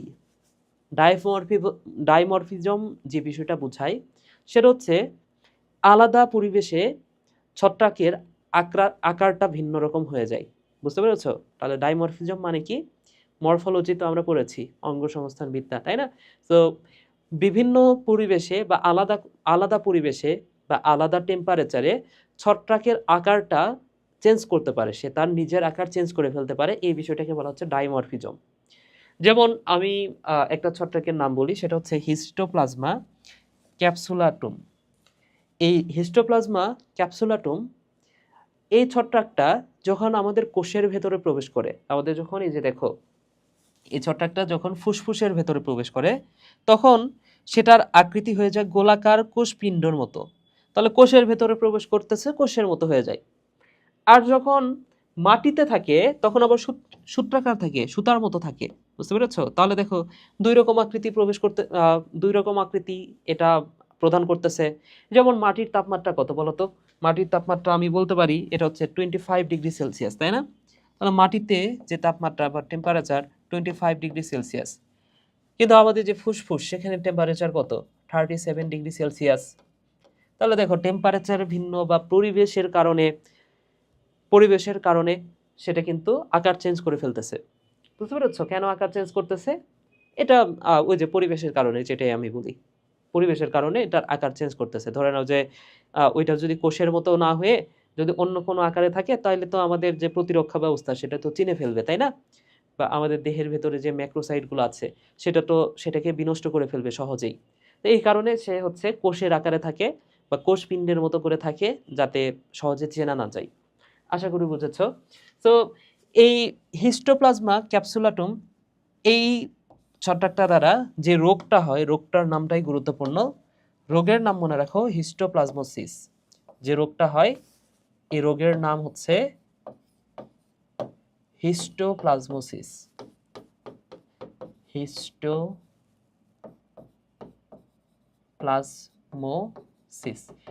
ওকে, সো ডাইমরফিজম মানে আশা করি বুঝতে পেরেছো। ডাইমরফিজম মানে হচ্ছে আলাদা পরিবেশে বা ভিন্ন পরিবেশে ছত্রাকের বিভিন্ন রকম মানে আকার পরিবর্তন করার যে ক্ষমতা, সেটা হচ্ছে ডাইমরফিজম। ঠিক আছে ভাইয়া? ওকে, এবার আসো ছত্রাকের জনন নিয়ে আমরা একটু পড়ি। কি বলা আছে দেখো, ছত্রাক জননাঙ্গ অর্থাৎ ফ্রুট বডি। তাহলে জননাঙ্গ কোনটা ছত্রাকের? ওই যে উপরের যে অংশটা, ব্যাঙের ছাতা যেটা, সেটা হচ্ছে জননাঙ্গ বা ফ্রুট বডি। এই ফ্রুট বডির উপর ভিত্তি করে ছত্রাক দুই ধরনের। একটা হচ্ছে হলোকার্পিক ছত্রাক, এক নম্বর হচ্ছে হলোকার্পিক ছত্রাক, এবং দুই নম্বর হচ্ছে ইউকার্পিক ছত্রাক। সো এখানে হলো শব্দটা থেকে হোল কথাটা মনে রাখো। হোল মানে হচ্ছে পুরো, অর্থাৎ ছত্রাকের যে ফ্রুট বডি, ছত্রাকের এই যে পুরো অংশটা, এটাকে তো আমরা বলি ফ্রুট বডি।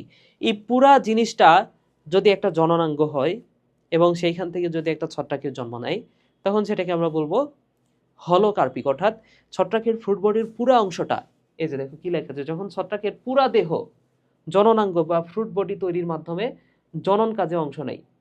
বুঝতে পেরেছো? তাহলে পুরা দেহটাই জননাঙ্গ বা ফ্রুট বডি তৈরি করে, তখন সেটাকে আমরা বলবো হলো। অর্থাৎ হলো মানে হচ্ছে হোল বা পুরো জিনিসটাই জননাঙ্গ হিসেবে কাজ করতেছে। আর ইউকার্পিক যখন ছত্রাকের দেহের অংশ বিশেষ হতে ফ্রুট বডি বা জননাঙ্গ সৃষ্টি হয়, তখন ছত্রাকটা হচ্ছে ইউকার্পিক। বুঝতে পেরেছ? তাহলে ইউকার্পিকের উদাহরণ কি? আমরা কিন্তু পড়েছি, ইউকার্পিকের উদাহরণ আমরা পড়েছি, তাই না? ওই যে স্যাপ্রোলিগনিয়া নিয়ে যখন পড়েছি, জি ইউমাই স্যামসন। তাহলে এই যে ইউ মানে কি ভাইয়া? ইউ মানে হচ্ছে ইউকার্পিক ছত্রাক। তাহলে ইউকার্পিক ছত্রাক মানে কি? দেহের অংশ বিশেষ জনন কাজে অংশগ্রহণ করে বা জননাঙ্গ তৈরিতে অংশগ্রহণ করে বা ফ্রুট বডি তৈরিতে অংশগ্রহণ করে, সেটা হচ্ছে ইউকার্পিক। এবং এর সাথে আমরা যে ছত্রাকটা নিয়ে পূর্ব বিস্তারিত, অর্থাৎ এগারিকাস, এই ছত্রাকটাও কিন্তু এর মধ্যে আছে। এবং হোলোকার্পিকের উদাহরণটা এইভাবে করতে পারো, এই যে এখানে সিন আছে, তো সিন থেকে মনে রাখো সিনেমা, এবং এখানে হলো থেকে মনে রাখো হল। সো সিনেমা হল এটা হচ্ছে হলোকার্পিক। বুঝতে পেরেছো ভাইয়া? সিনসিট্রিয়াম। আশা করি বুঝেছো। এইবার আসো আমরা যেই বিষয়টা পড়বো, গুরুত্বপূর্ণ বিষয়, সেটা হচ্ছে ছত্রাকের জনন। ছত্রাকের জনন তিনভাবে হতে পারে। আসলে আমরা শৈবালের ক্ষেত্রে দেখেছি। তো এই জীবগুলার মোটামুটি 3 রকমের জনন হয়। একটা হচ্ছে অঙ্গজ জনন, অঙ্গের মাধ্যমে, অযৌন জনন এবং যৌন জনন। অঙ্গজ জনন মানে কি? দেহের অংশ বিশেষ দ্বারা হবে। দেহের অংশ বিশেষ দ্বারা হইলে সেটা হচ্ছে অঙ্গজ জনন। অযৌন জনন কি? স্পোর দ্বারা। অযৌন জননের একক হচ্ছে স্পোর। এবং যৌন জনন হচ্ছে গ্যামিট দ্বারা হইলে সেটাকে আমরা বলি যৌন জনন। সিম্পল। ওকে, তাহলে আসো আমরা প্রথমে যেটা পড়বো সেটা হচ্ছে ছত্রাকের অঙ্গজ জনন। ছত্রাকের এই অঙ্গজ জননটা একটু খেয়াল করে দেখো ভাইয়া। অঙ্গজ জনন এটা 3 ভাবে হতে পারে। একটা হচ্ছে কুড়ি সৃষ্টি, একটা হচ্ছে দৈহিক খণ্ডায়ন, এবং আরেকটা হচ্ছে দ্বিবিভাজন। তাহলে দৈহিক খণ্ডায়ন, দ্বিবিভাজন এবং কুড়ি সৃষ্টি। সো এই দৈহিক খণ্ডায়ন এটা কিন্তু আমরা শৈবালের ক্ষেত্রে, এই তিনটা আসলে শৈবালের ক্ষেত্রে আমরা দেখেছিলাম। সো দৈহিক খণ্ডায়ন মানে কি? দেহটা যদি খণ্ডিত হয়ে যায় কোনো কারণে, সেই প্রতিটা খণ্ড থেকে কিন্তু আলাদাভাবে নতুন ছত্রাক তৈরি হয়। এটা হচ্ছে দৈহিক খণ্ডায়ন। তাহলে দৈহিক খণ্ডায়ন এটা কিভাবে হয় সেটা আশা করি বুঝছো। যে এই যে দেখো, রাইজোপাস এবং পেনিসিলাম, এই দুটো জিনিস, ধরে নাও যে এটা হচ্ছে একটা ছত্রাক। আচ্ছা, ধরে নাও এটা হচ্ছে কোনো একটা ছত্রাক। এই ছত্রাকটা কোনো কারণে যদি 2টা খণ্ডে পরিণত হয়, এই 2টা খণ্ড থেকে আলাদা আলাদা 2টা ছত্রাক তৈরি হয়। এটা হচ্ছে দৈহিক খণ্ডায়ন। এবং যার নামের মধ্যে দেখো রাইজ মানে তো মূল এবং পেন মানে তো কলম, তো কলমকে দুইটা খণ্ডে ভাগ করা যায়, রাইজ মূল, গাছের মূলটাকেও দুই খণ্ডে ভাগ করা যায়, তো এইভাবে পড়তে পারো rice pen, rice pen, rice pen, এগুলো হচ্ছে খণ্ডায়ন। এবং দ্বিবিভাজন, তো তোমরা ব্যাকটেরিয়ার ক্ষেত্রে তোমাদের মনে আছে কিনা, যদি মনে না থাকে একটু মনে করায় দিই তোমাদের। দেখো ব্যাকটেরিয়া, সো ব্যাকটেরিয়ার ক্ষেত্রে কিন্তু তোমরা এই যে দ্বিবিভাজন এই প্রক্রিয়াটা পড়েছো চতুর্থ অধ্যায়, তাই না? সো সেখানে কি ছিল ভাইয়া বলো তো? এই যে এটা হচ্ছে একটা ব্যাকটেরিয়া, ব্যাকটেরিয়ার মাঝখানে যে ভাগ শুরু হয়, তারপর আস্তে আস্তে ভাগ হইতে হইতে সেটা দুইটা আলাদা ব্যাকটেরিয়াতে পরিণত হয়, তাই না? সো দুইটা আলাদা ব্যাকটেরিয়াতে পরিণত হয়ে যায়। তাহলে ব্যাকটেরিয়ার ক্ষেত্রে দৈহিক খণ্ডায়ন ছিল। আবার ব্যাকটেরিয়ার ক্ষেত্রে আরেকটা বিষয় তোমরা দেখেছো, ব্যাকটেরিয়ার ক্ষেত্রে কুড়িও দেখেছো, তাই না? ব্যাকটেরিয়া থেকে ছোট্ট একটা অংশ তৈরি হয়, তারপরে এই ছোট্ট অংশটা আস্তে আস্তে বড় হইতে হইতে নতুন দুইটা ব্যাকটেরিয়াতে পরিণত হয়। তো এই কুড়ি সৃষ্টি এবং ওই যে দ্বিবিভাজন, এই দুইটাই দেখা যায় কিন্তু ব্যাকটেরিয়াতে। আবার ব্যাকটেরিয়া ছাড়াও একটা ছত্রাকে দেখা যায়, সেই ছত্রাকটা একটু ব্যতিক্রম ছত্রাক। একটু আগে আমি বলেছি না, ওই যে স্যাকারোমাইস বা যেটাকে বলা হয় চিনির ছত্রাক, অথবা যেটার নাম হচ্ছে ইস্ট, আমি দেখেছি না, একটু আগে দেখাইলাম না যে এটা হচ্ছে একটু ব্যতিক্রমধর্মী ছত্রাক। তাহলে ওই ব্যতিক্রমধর্মী ছত্রাক ওটা কিছুটা ব্যাকটেরিয়ার মতো, এই কথাটাও মনে রাখতে পারো, কিছুটা ব্যাকটেরিয়ার মতো। যেমন ব্যাকটেরিয়ার কুড়ি সৃষ্টি হয়, ব্যাকটেরিয়ার দ্বিবিভাজন হয়, এই দুইটা প্রক্রিয়ায় কিন্তু আসলে এই স্যাকারোমাইসেসে হয়। ওকে, সো স্যাকারোমাইসিস, এই যে বানানটা ঠিক ছিল তখন, ঠিক আছে? সো এই বাডিং দ্বিবিভাজন দুইটাই হয় স্যাকারোমাইসিসে। এবং এই চিত্রটা যদি খেয়াল করে দেখো, যদিও চিত্রটা খুব বেশি দরকার নাই, তারপরে একটু মনে রাখো, খুবই সহজ একটা চিত্র। এই যে এটা হচ্ছে একটা ইস্ট, তো ইস্টে এভাবে ছোট্ট একটা কুড়ি তৈরি হয় প্রথমে, তারপরে এই নিউক্লিয়াসটা দুইটা ভাগে ভাগ হয়, একটা নিউক্লিয়াস এই কুড়ির ভেতরে চলে যাবে, এরপরে এই যে কুড়ির ভেতরে চলে আসছে, তারপরে দুইটা আলাদা হয়ে দুইটা নতুন ইস্টে পরিণত হয়। তাহলে এটা হচ্ছে কুড়ি সৃষ্টি। এবং দ্বিবিভাজন কি? ওই যে এটা হচ্ছে ব্যাকটেরিয়ার দ্বিবিভাজনটার চিত্রই দেখানো হয়েছে। তো দ্বিবিভাজন লাগবে না, কুড়ি সৃষ্টির যে চিত্রটা এটা একবার দেখে রাখো তাইলেই হবে। এরপরের এরপরে দেখো অযৌন জনন। আর অযৌন জনন কি দ্বারা হয় ভাইয়া? মনে রাখো, অযৌন জনন হয় স্পোর দ্বারা। তাহলে এই অযৌন জনন আসলে কিভাবে হয়? এটা হয় স্পোরের মাধ্যমে, স্পোরের মাধ্যমে মাধ্যমে এবং যে কোষটা স্পোর তৈরি করে বা যে অংশটা স্পোর তৈরি করে সেই অংশটাকে বলা হচ্ছে স্পোরাঞ্জিয়াম, বা যে জিনিসটা ছত্রাকের যে অংশটুকু স্পোর ধারণ করে সেই জিনিসটাকে বলা হয় স্পোরাঞ্জিয়াম। এখানে গতকালই বলেছিলাম যে আঞ্জিয়াম কথাটার এই, আচ্ছা স্পোরাঞ্জিও স্পোর এটা বলা আছে, তবে যেই অংশটা স্পোরটা ধারণ করে সেটা হচ্ছে স্পোরাঞ্জিয়াম। বুঝতে পেরেছো? তাহলে আঞ্জিয়াম মানে হচ্ছে ধারণ করা, তাহলে এই যে ছত্রাকের যে অংশটা স্পোর ধারণ করে সেটা হচ্ছে স্পোরাঞ্জিয়াম। এখন যে স্পোরটা, স্পোরাঞ্জিয়ামে যে স্পোরটা তৈরি হয় সেই স্পোরটার নাম হচ্ছে স্পোরাঞ্জিও স্পোর। বুঝতে পেরেছো? তার আগে আরেকটা কথা বলে দিই, সেটা হচ্ছে তোমাদের বইয়ে যে কথাটা বলা আছে সেটা হচ্ছে এই ছত্রাকের অযৌন জনন তো হবে স্পোরের মাধ্যমে, তাই না? তাহলে এই যে অযৌন জনন, এটা দুইটা উপায় হয়, একটা হচ্ছে স্পোরাঞ্জিয়াম তৈরির মাধ্যমে আর একটা হচ্ছে কর্নিডিয়া তৈরির মাধ্যমে। তো এই দুটা বইয়ে লেখা থাকলেও আরো কয়েকটা উল্লেখ করা আছে, ওই জায়গাতেই আরো কয়েকটা নাম উল্লেখ করা আছে, তো আমরা সবগুলোই পড়বো। তাহলে এক নাম্বার ছিল স্পোরাঞ্জিও স্পোর, এর মাধ্যমে ছত্রাক অযৌন জনন করে। এই স্পোরাঞ্জিও স্পোর এটা আবার দুই ধরনের, একটা হচ্ছে জুওস্পোর এবং দুই নম্বর হচ্ছে অ্যাপ্লানোস্পোর। তাহলে নামের প্রত্যেকটা নামের শেষে আছে স্পোর, এবং জু মানে যেহেতু প্রাণী এবং প্রাণীরাই চলাচল করতে পারে, যদিও সব প্রাণী পারে না, সো প্রাণীরা যেহেতু চলাচল করতে পারে, তাহলে জুস্পোর মানে হচ্ছে যে স্পোরটা চলাচল করতে পারে, অর্থাৎ যাদের ফ্লাজেলা আছে। তাহলে জুস্পোর মানে কি? এখানে ফ্লাজেলা থাকে, এই স্পোরে ফ্লাজেলা আছে এবং চলাচল করতে পারে, চলতে পারে, এই কথাটা মনে রাখো। আর অ্যাপ্লানোস্পোর নামের শুরুতে আছে এই কথাটার অর্থ হচ্ছে না। তাহলে অ্যাপ্লানোস্পোর মানে কি? যেটা চলতে পারে না, এই কথাটা আমি বলতে পারি, এখানে কোনো ফ্লাজেলা নাই এবং এটা হচ্ছে চলতে পারে না। চলতে চলতে পারে না, এই কথাটা ভাইয়া মনে রাখো। আশা করি তোমরা বুঝতে পেরেছো। ঠিক আছে, তাহলে এইবার যদি একটু খেয়াল করে দেখো, এই যে তাহলে দেখো এইখানে ফ্লাজেলা থাকে, এই যে দেখো জুস পরে কি থাকে, জুস পরে থাকে ফ্লাজেলা। ঠিক আছে, আচ্ছা জুস পরের উদাহরণগুলো এখানে গুরুত্বপূর্ণ। জুস পরের উদাহরণটা আমরা পড়ছি, ওই যে স্যাপ্রোলিগনিয়া সম্পর্কে 5টা কথা পড়ছিলাম, জি ইউমাই স্যামসন, এখানে কিন্তু জুস পর চলে আসে। এবং অ্যাপ্লানোস্পোর, এটা হচ্ছে mucor, aplanospore mucor, aplanospore mucor, এই একটাই মনে রাখো ভালো করে, তাইলেই হবে। ঠিক আছে ভাইয়া, ওকে। তাহলে আমরা কি পড়লাম, স্পোরাঞ্জিওস্পোর, অযৌন জননের একটি একক। আরো কিছু আছে, সেগুলো আমরা একটু দেখি। যেমন আরো কি আছে ভাইয়া, কনিডিয়া আছে।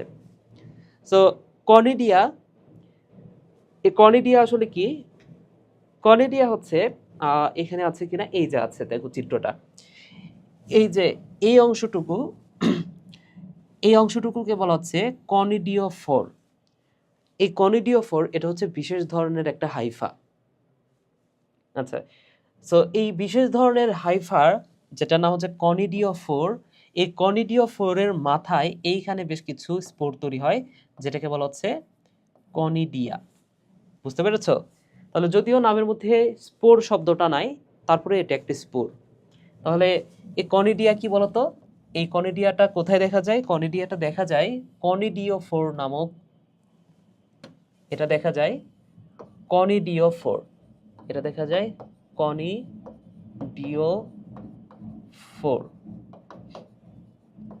নামক বিশেষ হাইফার মাথায়, বিশেষ হাইফার মাথায় এই কনিডিয়া দেখা যায়। সো এই কনিডিয়া, এই কনিডিয়া, এই যে গোল গোল যে অংশটা, এটা হচ্ছে কনিডিয়া, এবং এটার উদাহরণ হচ্ছে পেনিসিলিয়াম এন্ড অ্যাসপারজিলাস। এই দুটো একদম ঠাড়া মুখস্থ করে ফেলতে হবে, কিছু করার নাই। সো এই দুটো হচ্ছে কনিডিয়ার উদাহরণ। এছাড়াও একটা ক্ল্যামাইডোস্পোর আছে। এই ক্ল্যামাইডোস্পোর সম্পর্কে যে কথাটা মনে রাখবা সেটা হচ্ছে, এই স্পোরগুলা তার দেহের চারপাশে আবরণ তৈরি করে। দেখো ধরে নাও এই যে ভেতরে এইটা হচ্ছে একটা স্পোর, এই স্পোরের চারদিকে একটা পুরো আবরণ তৈরি হইল। গত ক্লাসে তোমাদের যদি মনে থাকে, শৈবালের একটি স্পোর পড়েছিলাম, শৈবাল সম্পর্কে একটি স্পোর পড়েছিলাম, শৈবালের হিপনোস্পোর, মনে আছে কিনা ভাইয়া তোমাদের? শৈবাল সম্পর্কে আমরা পড়েছিলাম শৈবালের হিপনোস্পোর। এই হিপনোস্পোরের কাজ কি ছিল? এই হিপনোস্পোর, হিপনো কথাটার অর্থ হচ্ছে লুকায়িত। সো হিপনোস্পোরের কাজ ছিল এটা লুকায়িত অবস্থায় রাখে, অর্থাৎ এটার মধ্যে প্রতিকূল পরিবেশ মোকাবেলা করে, প্রতিকূল পরিবেশ মোকাবেলা করে। তোমাদের মনে আছে কিনা ভাইয়া? মনে না থাকলে একটু মনে করে নাও। তাহলে দেখো এই যে ক্ল্যামাইডোস্পোর, এটা হচ্ছে ওই হিপনোস্পোরের মতো। তাহলে শৈবালের ক্ষেত্রে যেটাকে বলা হচ্ছে হিপনোস্পোর, ছত্রাকের ক্ষেত্রে সেটাকে বলা হচ্ছে ক্ল্যামাইডোস্পোর। তাহলে এটাও এক ধরনের স্পোর, যেটা নাম হচ্ছে ক্ল্যামাইডোস্পোর, এবং এটা হচ্ছে প্রতিকূল পরিবেশ মোকাবেলা করে, এটার মাধ্যমে প্রতিকূল পরিবেশ মোকাবেলা করে, প্রতিকূল পরিবেশ মোকাবেলা করে, মোকাবিলা করে। আশা করি বুঝতে পেরেছো ভাইয়া। ওকে, তো আরো একটা স্পোর আছে যেটা এখানে বলা নাই আসলে, আরো একটি স্পোর আছে, সেই স্পোরটার নাম বলে দিই। আচ্ছা, বলার আগে আমি একটা হাইফার চিত্র আঁকাই। দেখো ধরে নাও এটা হচ্ছে ছত্রাকের একটা হাইফা। এই হাইফাতে অনেকগুলা নিউক্লিয়াস থাকে নিশ্চয়ই, অনেকগুলা নিউক্লিয়াস থাকে, এবং এবং এই নিউক্লিয়াসগুলা আবার সেপ্টা দ্বারা আলাদা থাকে। এই যে দেখো নিউক্লিয়াসগুলো কি দ্বারা আলাদা আছে, প্রত্যেকটা নিউক্লিয়াস সেপ্টা দ্বারা কিন্তু আলাদা অবস্থায় আছে। বুঝতে পেরেছো? তো এই যে এই বিশেষ ধরনের সেপ্টা দ্বারা বা প্রস্থপ্রাচীর দ্বারা যে কোষগুলা তৈরি হইল, এই কোষগুলা না নিজের চারপাশে, এই কোষগুলা না নিজের চারপাশে আবরণ তৈরি করে। অনেক সময় এই কোষগুলা নিজের চারপাশে একটা আবরণ তৈরি করে, পুরো একটা আবরণ তৈরি করে, এবং এইটাই একটা স্পোর হিসেবে ব্যবহৃত হতে পারে। বুঝতে পেরেছো? ধরে নাও যে এই যে এটা চারপাশে তার একটা আবরণ তৈরি করে ফেললো, এবং এইটাই যখন আলাদা হয়ে কোনো মাটিতে পড়বে, তখন সেখান থেকে কিন্তু নতুন একটা ছত্রাক জন্ম নেবে।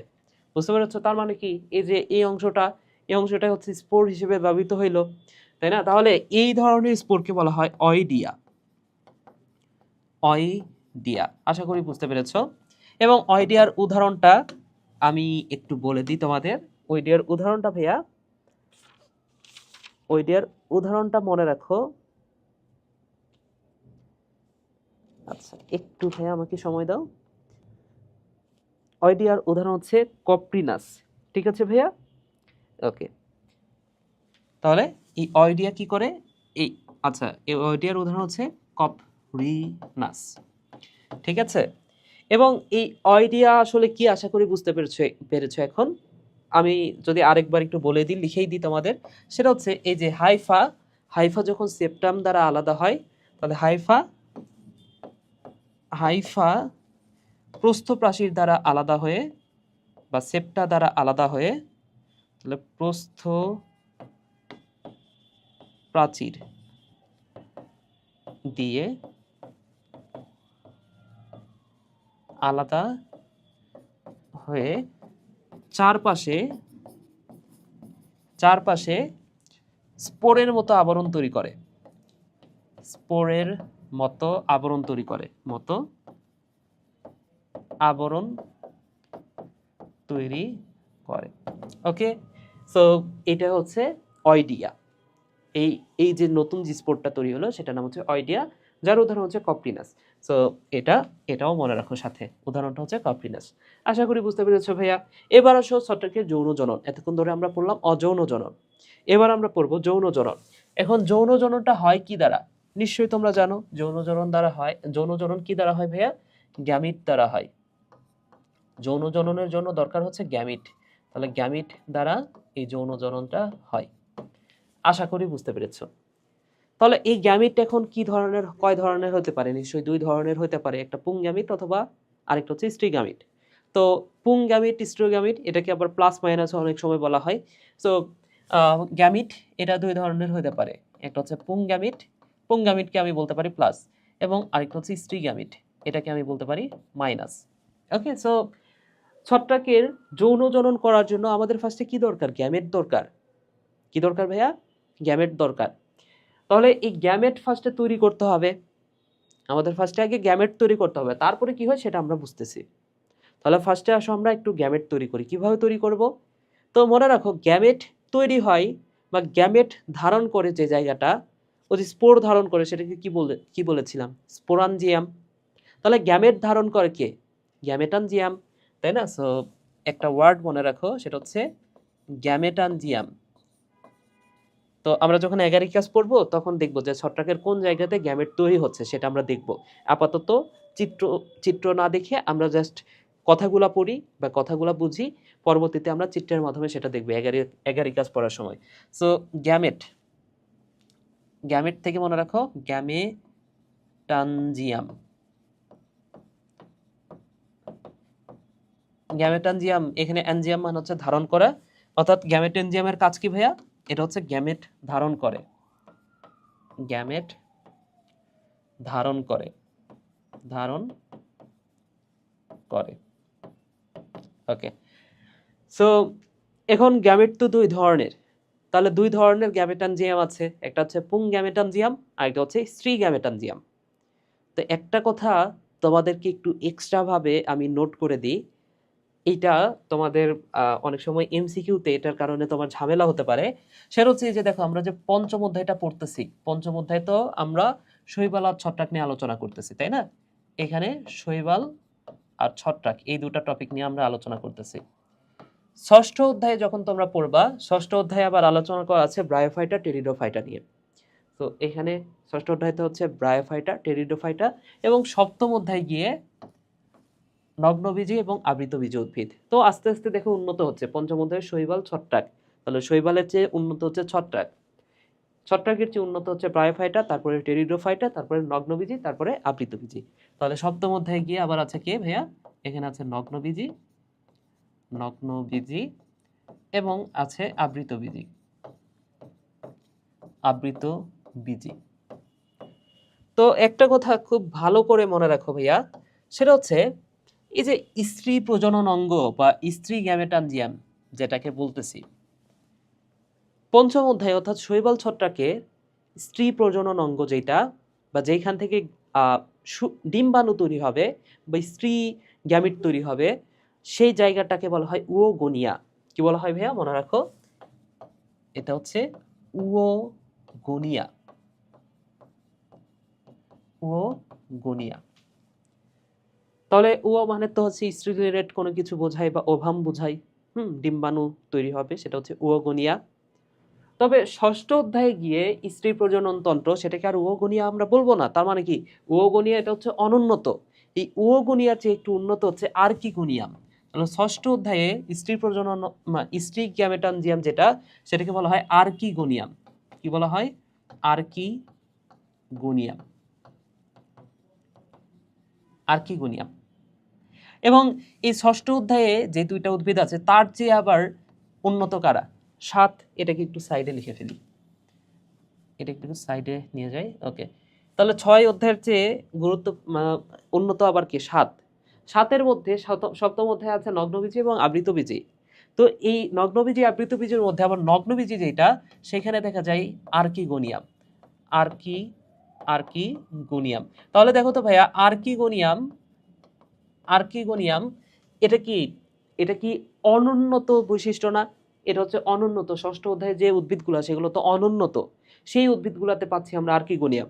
তাহলে এই আর্কিগোনিয়ামটা নগ্নবীজিতেও পাচ্ছি। তাহলে নগ্নবীজি তো উন্নত উদ্ভিদ, কিন্তু নগ্নবীজির মধ্যে আবার অনুন্নত বৈশিষ্ট্য বা নগ্নবীজি উদ্ভিদের আদি বৈশিষ্ট্য কোনটা যদি প্রশ্ন করা হয়, সেখানে অ্যান্সারটা কিন্তু হবে এই আর্কিগোনিয়াম সৃষ্টি। তাহলে এই আর্কিগোনিয়াম সৃষ্টি, এটা অনেক সময় পরীক্ষাতে আসবে বা তোমার নগ্নবীজি পড়ার সময় এই ওয়ার্ডটা পাবা। সেটা হচ্ছে এই আর্কিগোনিয়াম সৃষ্টি, আর্কিগোনিয়াম, এই আর্কিগোনিয়াম সৃষ্টি এটা কিন্তু নগ্নবীজি উদ্ভিদের আদি বৈশিষ্ট্য। এটা হচ্ছে আদি বৈশিষ্ট্য। এই আর্কিগোনিয়াম উন্নত উদ্ভিদ অর্থাৎ আবৃতবীজি উদ্ভিদে কিন্তু পাওয়া যায় না। আশা করি বুঝতে পেরেছ। ঠিক আছে, এখানে আরেকটা বিষয় ছোট্ট করে মনে রাখো, সেটা হচ্ছে একটু পরেই আমরা এই পঞ্চম অধ্যায়ে আরেকটা টপিক পড়বো, সেটা হচ্ছে লাইকেন। পঞ্চম অধ্যায়ের আরেকটা টপিক পড়বো, সেটা হচ্ছে লাইকেন। তো লাইকেনের যে স্ত্রী প্রজনন অঙ্গ, লাইকেনের যে স্ত্রী প্রজনন অঙ্গ, সেটাকে আবার উওগোনিয়া বলা হয় না, সেটাকে একটা বিশেষ নামে ডাকা হয়। ওটা দেখতে কাপের মতো, তাই কার্পোগোনিয়াম, কার্পোগোনিয়াম, কার্পোগোনিয়াম। এবং খুবই গুরুত্বপূর্ণ একটা কথা মনে রাখো, সেটা হচ্ছে লাইকেনের পুং প্রজনন তন্ত্র যেটা বা পুং গ্যামেটানজিয়াম যেটা, সেটাকে আবার আরেকটা স্পেশাল নামে ডাকা হয়, সেটাকে আমরা বলতে পারি স্পার্মোগোনিয়াম। নামটা একটু ভালো করে খেয়াল করে দেখো ভাইয়া, সেটা হচ্ছে স্পার্মোগোনিয়াম, স্পার্মোগোনিয়াম, স্পার্মোগোনিয়াম। আশা করি বুঝতে পেরেছ। লাইকেন সম্পর্কে আমরা একটু পড়লাম। লাইকেনের স্ত্রী গ্যামেটানজিয়াম সেটা হচ্ছে কার্পোগোনিয়াম, পুং গ্যামেটানজিয়াম, স্পার্মোগোনিয়াম। যদিও গোনিয়াম শব্দটা দেখো স্ত্রী রিলেটেড ক্ষেত্রে কিন্তু ব্যবহৃত হয়, তাই না? স্ত্রী রিলেটেড ক্ষেত্রে কিন্তু এই গোনিয়াম শব্দটা ব্যবহৃত হয়, কিন্তু এটা হচ্ছে লাইকেনের ক্ষেত্রে পুরুষ প্রজনন তন্ত্র। তো এইভাবে মনে রাখো, নামের শুরুতে স্পার্ম আছে, স্পার্ম মানে তো আবার ওই পুরুষকেই বোঝানো হচ্ছে।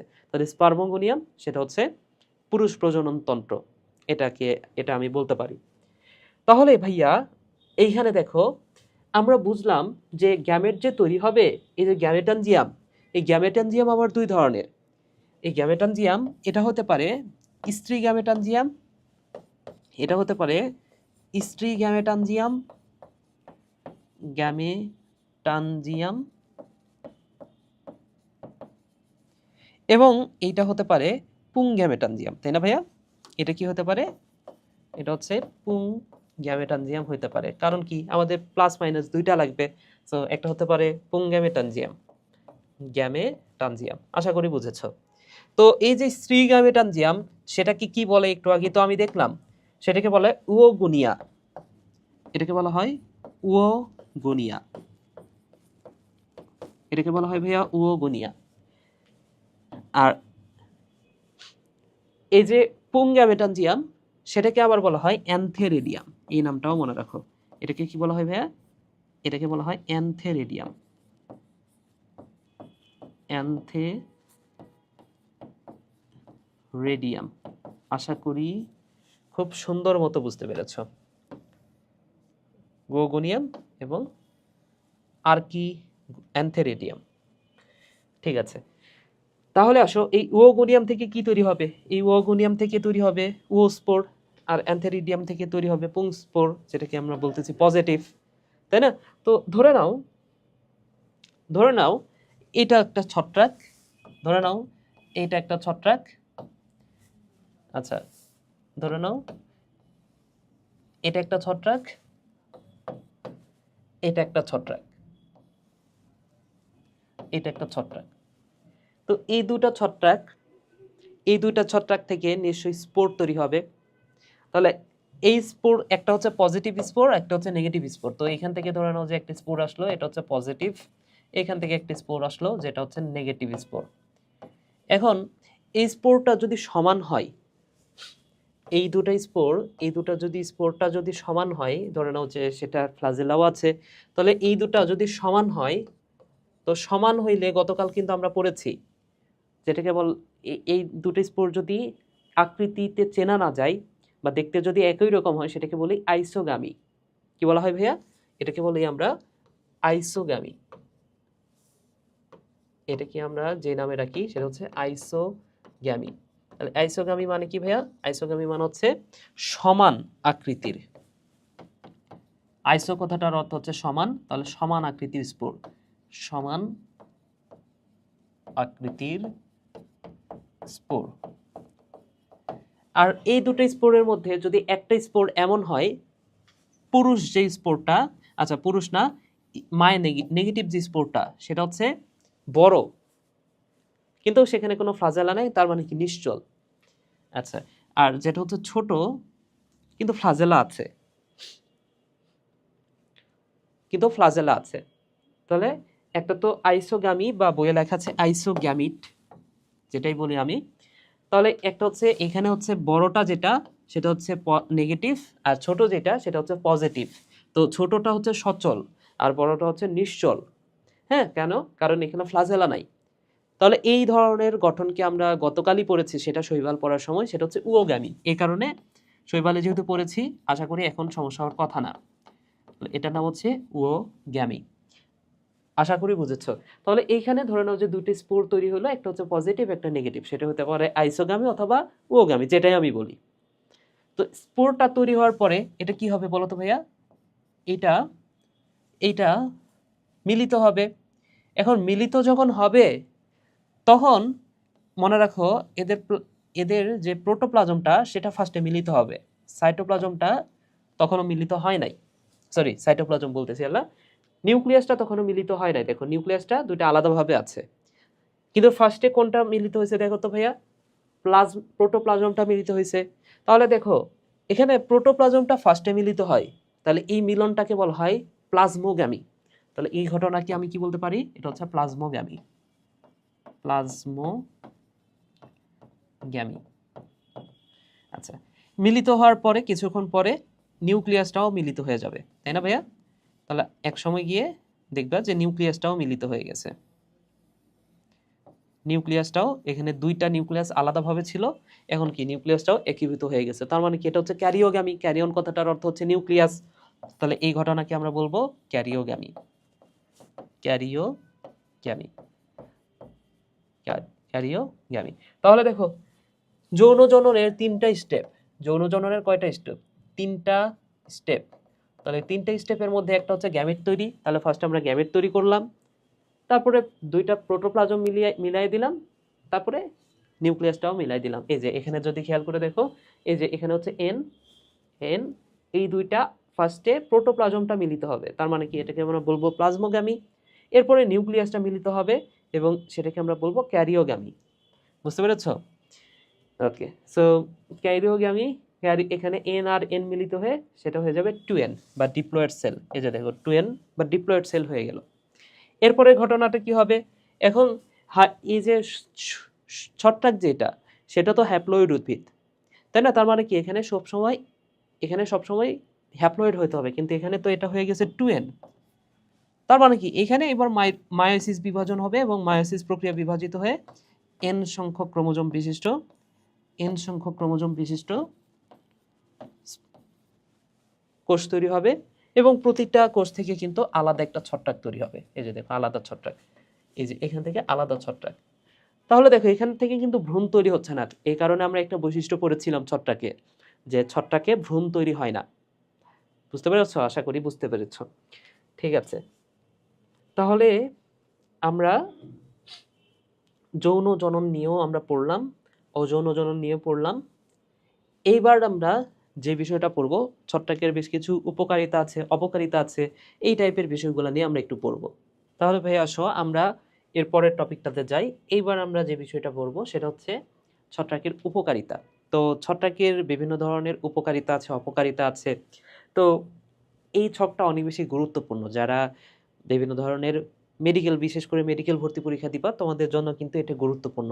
এর কারণ হচ্ছে এখানে বিভিন্ন ধরনের রোগ আছে এবং রোগের ঔষধ বিভিন্ন ধরনের ছত্রাক থেকে তৈরি করা হয়।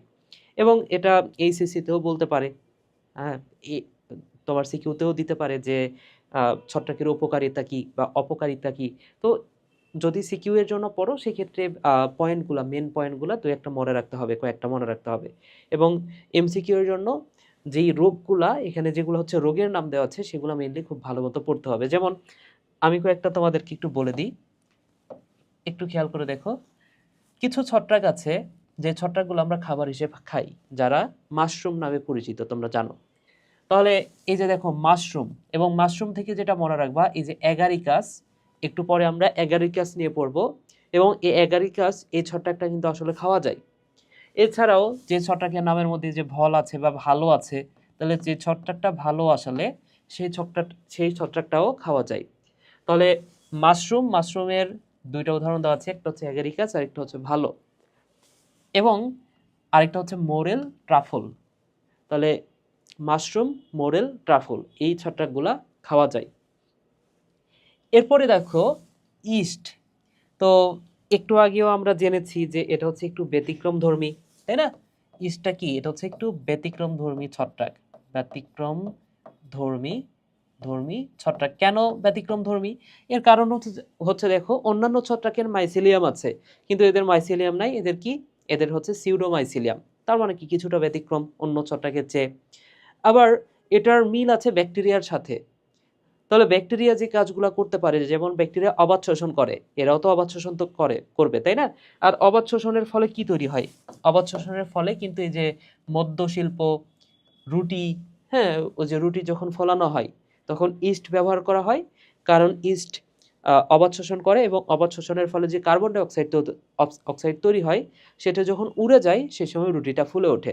তাহলে এই যে মদ্য শিল্প, রুটি শিল্প, এছাড়াও যেহেতু ইস্টের সাথে ব্যাকটেরিয়ার মিল আছে, ব্যাকটেরিয়াতে থাকে প্লাজমিড, তার মানে কি ইস্টেও আছে প্লাজমিড।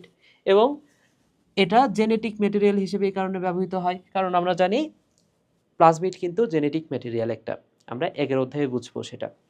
ঠিক আছে, এরপরে দেখো পেনিসিলিয়াম নিয়ে দুইটা কথা আছে, তাহলে কোটি কোটি % ইম্পর্টেন্ট, যেহেতু ওষুধ নিয়ে কথা। সেটা হচ্ছে পেনিসিলিন। একটা হচ্ছে প্রথম পেনিসিলিন আবিষ্কার করছে কে? সেটা হচ্ছে আলেকজান্ডার ফ্লেমিং। কোথা থেকে? Penicillium notatum. তাহলে একটা হচ্ছে নোটাটুম, আরেকটা হচ্ছে ক্রাইসো, তাহলে ক্রাইসোজেনাম। একটা হচ্ছে নোটাটুম, পেনিসিলিয়াম নোটাটুম, আরেকটা হচ্ছে ক্রাইসোজেনাম। তো যদি তোমাকে বলে যে প্রথম পেনিসিলিয়াম আবিষ্কৃত হয়েছে কোথা থেকে? পেনিসিলিয়াম নোটাটুম থেকে। আর যদি বলে প্রথম বাণিজ্যিকভাবে, তাহলে সেটা হচ্ছে ক্রাইসো।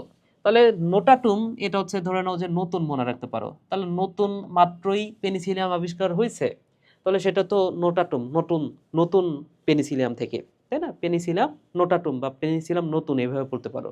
আর যেটা হচ্ছে ক্রাইসো, নামের মধ্যে ক্রাশ ব্যাপারটা আছে, সেখান থেকে বাণিজ্যিকভাবে, মানে কি, সেখান থেকে লাভজনক উপায়ে পেনিসিলিনটা আবিষ্কার করা হয় বা তৈরি করা হয়। এরপরে দেখো আর্গট তৈরিতে।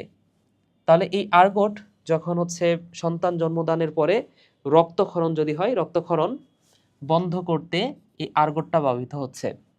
তার মানে এটা খুবই গুরুত্বপূর্ণ, যেহেতু ঔষধ রিলেটেড কিছু একটা। এবং এটা তৈরি হয় কোথা থেকে? পারপিউরা থেকে। ওকে, তাহলে মুখস্থ করে নিতে হবে ভাইয়া এটা। এরপরে দেখো ডায়াস্টেজ এবং জৈব অ্যাসিড তৈরি স্টেরয়েড তৈরিতে। তাহলে এই যে এখানে হচ্ছে অ্যাসপারজিলাস, এটা আর্থ্রাইটিস, অ্যাসপারজিলাস আর্থ্রাইটিস নিরাময়। তাহলে নামটা মনে রাখো, অ্যাসপারজিলাস আর্থ্রাইটিস। ওকে, এছাড়াও এই যে অ্যাসিড, অ্যাসপারজিলাস অ্যাসিড, এটাও তৈরি করে। ঠিক আছে, তাহলে অ্যাসপারজিলাস, অ্যাসিড, আর্থ্রাইটিস, 3টা ওয়ার্ড মনে রাখো। এরপরে দেখো মৃত্তিকাবাসীর যে ছত্রাক, এইখান থেকে যে ওষুধটা তৈরি হয় সেটা হচ্ছে সাইক্লোস্পোরিন, যেটা অঙ্গ ট্রান্সপ্লান্টে ব্যবহৃত হয়। তাহলে এটাও মুখস্থ রাখতে হবে। এবং জিবেরেলা, তাহলে জিবেরেলা থেকে জিবেরেলিন, এই নামটাও মনে রাখো, জিবেরেলিন। ওকে, তাহলে দেখো নামের সাথে মিল আছে। তো এরকম যদি সবগুলো নাম হইতো তাহলে কিন্তু খুবই ভালো হইতো। আরও একটা নাম আছে, এখানে আছে, এই যে দেখো গ্রিসো, তাহলে এই যে গ্রিসিও ফুলভিন, তাহলে গ্রিসিও ফুলভিন তৈরিতে কোন ছত্রাকটা ব্যবহৃত হচ্ছে, নামের মধ্যে আছে গ্রিসো। তাহলে একটা হচ্ছে জিবেরেলা, গ্রিসো, এই দুটা না পড়লেও হবে কারণ নামের সাথে মিল আছে, কারণ এমসিকিউতে তোমাকে কিন্তু অপশনটা দেয়াই থাকবে, তো সেইখানে তুমি নামটা দেখলে বুঝতে পারবা। এছাড়াও বাকি যেগুলো এগুলো একটু পড়বা। এবং শেষ যেটা সেটা দেখো, সেটা হচ্ছে এই যে স্যাকারোমাইস, অর্থাৎ ইস্টের কথাই বলা হয়েছে। এই স্যাকারোমাইস এখানে ইনভার্টেজ নামক উৎসেচক মানে হচ্ছে এনজাইম, উৎসেচক মানে ভাইয়া এটা হচ্ছে এনজাইম। ইনভার্টেজ নামক এনজাইম পাওয়া যায়, মৌলিক গবেষণায় এটা ব্যবহৃত হয়। এছাড়া মদ তৈরিতে ব্যবহৃত হয়, একে ব্রিওয়ার ইস্টও বলা হয়। তাহলে মদ তৈরিতে এটা ব্যবহৃত হচ্ছে, আমরা তো আগে দেখছি ইস্ট কোথায় ব্যবহৃত হয়, মদ্য শিল্পে ব্যবহৃত হচ্ছে। এবং এটাকে আরেকটা নামে ডাকা হয়, আদর করে বলা হয় ব্রিওয়ার ইস্ট। এছাড়াও বেকারিতে পাউরুটি এবং কেক তৈরিতে ভিটামিন বি, এই যে এটা গুরুত্বপূর্ণ, ভিটামিন বি সি তৈরি, গ্লিসারিন তৈরি, কোকোর বীজ হতে চকলেট সংগ্রহ করে সুগন্ধযুক্ত করতে। তাহলে এই শেষ কথাগুলা একটু ভালো করে মনে রাখবে, ভিটামিন বি সি, গ্লিসারিন। এছাড়াও কোকোর বীজ থেকে চকলেট সংগ্রহ করে সেখানে সুগন্ধযুক্ত করতে এই ছত্রাকটা ব্যবহৃত হচ্ছে। ঠিক আছে ভাইয়া, তাহলে এগুলো হচ্ছে উপকারিতা। এরপর আসো ছত্রাক কি কি অপকার করে। অপকারের মধ্যে তো বেশিরভাগ রোগ, তাহলে যেহেতু রোগ তার মানে এটা পড়তে হবে ভালো করে। ওকে, সো মুখস্থই রাখতে হবে। যেমন নামের মধ্যে আছে অরিজা, তাহলে এটা হচ্ছে ধান, ধান পাতার বাদামি রোগ করে। ঠিক আছে, আরেকটা ছিল ওই যে চতুর্থ অধ্যায়, তোমাদের মনে আছে কিনা, জান্থোমোনাস অরিজা, ওটা কি ছিল, ওটা হচ্ছে ওটা কি দ্বারা হইতো ভাইয়া, ওটা হচ্ছে জান্থোমোনাস অরিজা, ওটা হচ্ছে ব্যাকটেরিয়া দ্বারা হইতো, তাই না? তো এইখানে কি, এটা হচ্ছে হেলমিনথোস্পোরিয়াম অরিজা, যেটা হচ্ছে ধান পাতার বাদামি রোগ। তাহলে এখানে হচ্ছে ধান পাতার বাদামি রোগ, আর ওইখানে ছিল ধানের ধসা রোগ। আচ্ছা, এরপরে আসো ফাইটোপথরা ইনফেস্ট্যান্স, এটা তো আমরা পড়বই, আলুর বিলম্বিত ধসা রোগ, এটা একটু পরে পড়বো, সো এটা মনে না রাখলেও হবে এখানে। এরপরে দেখো ট্রিটিকি, তাহলে ট্রিটিকি আমরা আমরা জানি যে গম গাছের বৈজ্ঞানিক নাম হচ্ছে ট্রিটিকাম আইস্টিভাম। তাহলে সেই ট্রিটিকি থেকে গম গাছ, তাহলে গম গাছের মরিচা রোগ, তাহলে গম গাছের যে মরিচা রোগ সেটা হচ্ছে ট্রিটিকি। নামের মধ্যে ট্রিটিকি মনে না রাখলেও আমাদের কিন্তু মনে থাকবে, অলরেডি এমনিতেই মনে থাকবে। আচ্ছা, এরপরে দেখো অ্যাসপারজিলাস থেকে মাইকোটক্সিন, এরপরে অ্যাপসিডিয়া, অ্যাপসিডিয়া থেকে ব্রঙ্কোমাইকোসিস। ওকে, স্যাক ফাঙ্গাস থেকে এই যে যক্ষার মতো একটা রোগ তৈরি হয়। ওকে, তাহলে এইগুলো পড়বে। এবং গুরুত্বপূর্ণ হচ্ছে যে মাইক্রোস্পোরাম, মাইক্রোস্পোরাম থেকে এটা হচ্ছে ওই যে দাঁত রোগ তৈরি করে বা মাথায় টাক পড়ে, একটু পরেই বুঝতে পারবা দাঁত রোগও আছে, দাঁত রোগ পড়ার সময় পাবে। সো যেই মানে এই ছত্রাকগুলোর মধ্যে থেকে সবগুলোই যে আসবে বিষয়টা এমন না, যেইগুলা নিয়ে বইয়ে বেশি আলোচনা আছে সেগুলো থেকে কিন্তু পরীক্ষায় প্রশ্ন আসে। যেমন স্যাপ্রোল্যাগনিয়া, এই ছত্রাকটা তুমি অনেক জায়গাতে পাবা। যেমন স্যাপ্রোল্যাগনিয়া, এটা কি করে ভাইয়া, স্যামন মাছের রোগ সৃষ্টি করে। এই ছত্রাকটা অনেক জায়গাতে পাবা, তার মানে কি এটা আসার সম্ভাবনা অনেক বেশি। এছাড়াও ওই যে এগারিকাস, এই ছত্রাকটা থেকে তোমাকে প্রশ্ন করবে। এছাড়াও তোমার হচ্ছে যে দাঁত রোগের অথবা আলুর বিলম্বিত ধসা রোগ, এগুলা থেকেই বেশিরভাগ প্রশ্ন করবে তোমাকে। যে মানে কোনো একটা জায়গা থেকে খুঁজে বের করে সেই ছত্রাক নিয়ে প্রশ্ন করার সম্ভাবনা কম।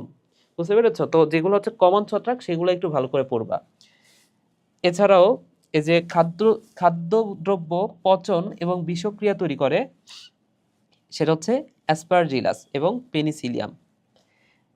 ঠিক আছে, এছাড়াও কাগজ বিনষ্ট করে, ওই যে খাদ্য এবং কাগজ বিনষ্ট করে, দুইটা হচ্ছে এই যে পেনিসিলিয়াম। তাহলে এই কথাটা মনে রাখো ভাইয়া। ঠিক আছে, তাহলে এগুলো হচ্ছে অপকারিতা। আরো কিছু অপকারিতা আছে, যেমন যেমন এই যে আসপারজিলাস, এটা হচ্ছে হাঁস, মুরগি এবং পাখির গর্ভপাত ঘটায়, এই কথাটা মনে রাখো।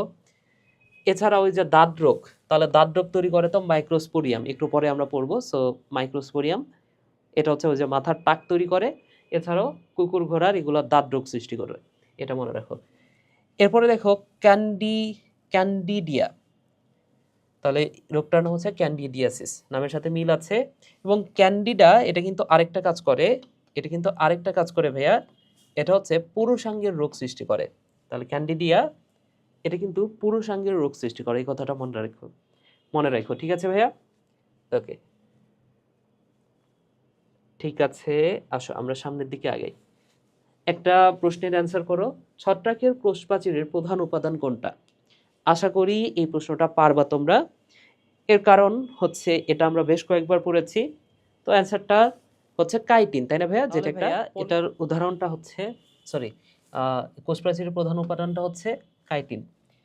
এরপরে আসো আমরা যে টপিকটা পড়বো সেটা হচ্ছে অ্যাগারিকাস। এইখান থেকে মেইনলি প্রশ্নগুলো হবে, যদি সিকিউও হয় সেই ক্ষেত্রে এখান থেকে হওয়ার সম্ভাবনাটা বেশি। ওকে, তো অ্যাগারিকাস এটা পড়ার আগে ছোট্ট একটা বিষয় তোমাদেরকে একটু বলে দিই, সেটা হচ্ছে এই যে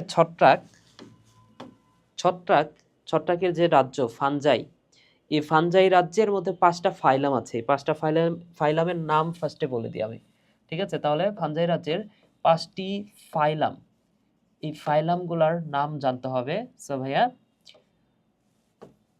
তো ফাইলামগুলোর নাম হচ্ছে, এভাবে পড়তে পারো, জাইগোমাইকোটা, এক নম্বর হচ্ছে জাইগোমাইকোটা, 2 নম্বর হচ্ছে অ্যাসকোমাইকোটা, অ্যাসকোমাইকোটা, 3 নম্বর ব্যাসিডিওমাইকোটা,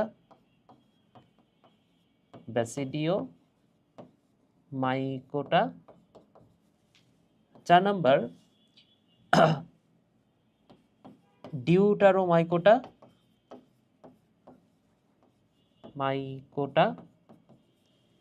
5 নম্বর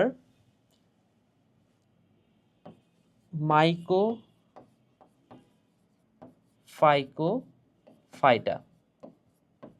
সো নামগুলো আশা করি বুঝতে পেরেছো, জাইগোমাইকোটা, অ্যাসকোমাইকোটা, ব্যাসিডিওমাইকোটা, ডিউটারোমাইকোটা, মাইকোফাইটা। ফাইলামগুলোর মধ্যে যেটা ব্যাসিডিওমাইকোটা, এই ফাইলামের উদাহরণটা হচ্ছে অ্যাগারিকাস। এটা হচ্ছে এখানে আছে, এর ভেতরে আছে অ্যাগারিকাস, বুঝতে পেরেছো? তো এই ব্যাসিডিওমাইকোটা নিয়ে আমরা একটু পড়বো, অর্থাৎ অ্যাগারিকাস নিয়ে আমরা একটু পড়বো। তো অ্যাগারিকাস এটা হচ্ছে আমরা ব্যাঙের ছাতা নামে চিনি। আমরা আসলে আমাদের আশেপাশে সব ছত্রাক তো আর এরকম না, তাই না? তো আমাদের আশেপাশে যে ব্যাঙের ছাতার মতো যে ছত্রাকটা আমরা চিনি, সেটাই আসলে এই অ্যাগারিকাস। এবং অ্যাগারিকাসের নিচের দিকেই তো আছে এই যে দৈহিক অংশ, তাই না? তাহলে এইটা হচ্ছে দৈহিক অংশ, এই যে এই অংশটুকু, এটাকে আমরা বলতে পারি দৈহিক অংশ। এবং এই দৈহিক অংশ তৈরি হয় মাইসিলিয়াম দ্বারা, এবং মাইসিলিয়ামে অসংখ্য হাইফা দ্বারা গঠিত, তাই না ভাইয়া? এগুলো আমরা আগেই পড়েছি। এবং ওপরের দিকে, যে মাটির নিচ থেকে ওপরের দিকে যে অংশটুকু, যেটাকে আমরা ব্যাঙের ছাতা হিসেবে চিনি, সেটা কিন্তু আসলে জনন অংশ, যার যার যার নাম হচ্ছে ফ্রুট বডি। তাহলে এই ফ্রুট বডি তৈরির প্রক্রিয়া হচ্ছে ফ্রুকটিফিকেশন, এটাও আমরা পড়েছি। তাহলে এই ফ্রুট বডি তৈরির প্রক্রিয়া, আর একবার লিখে দিই,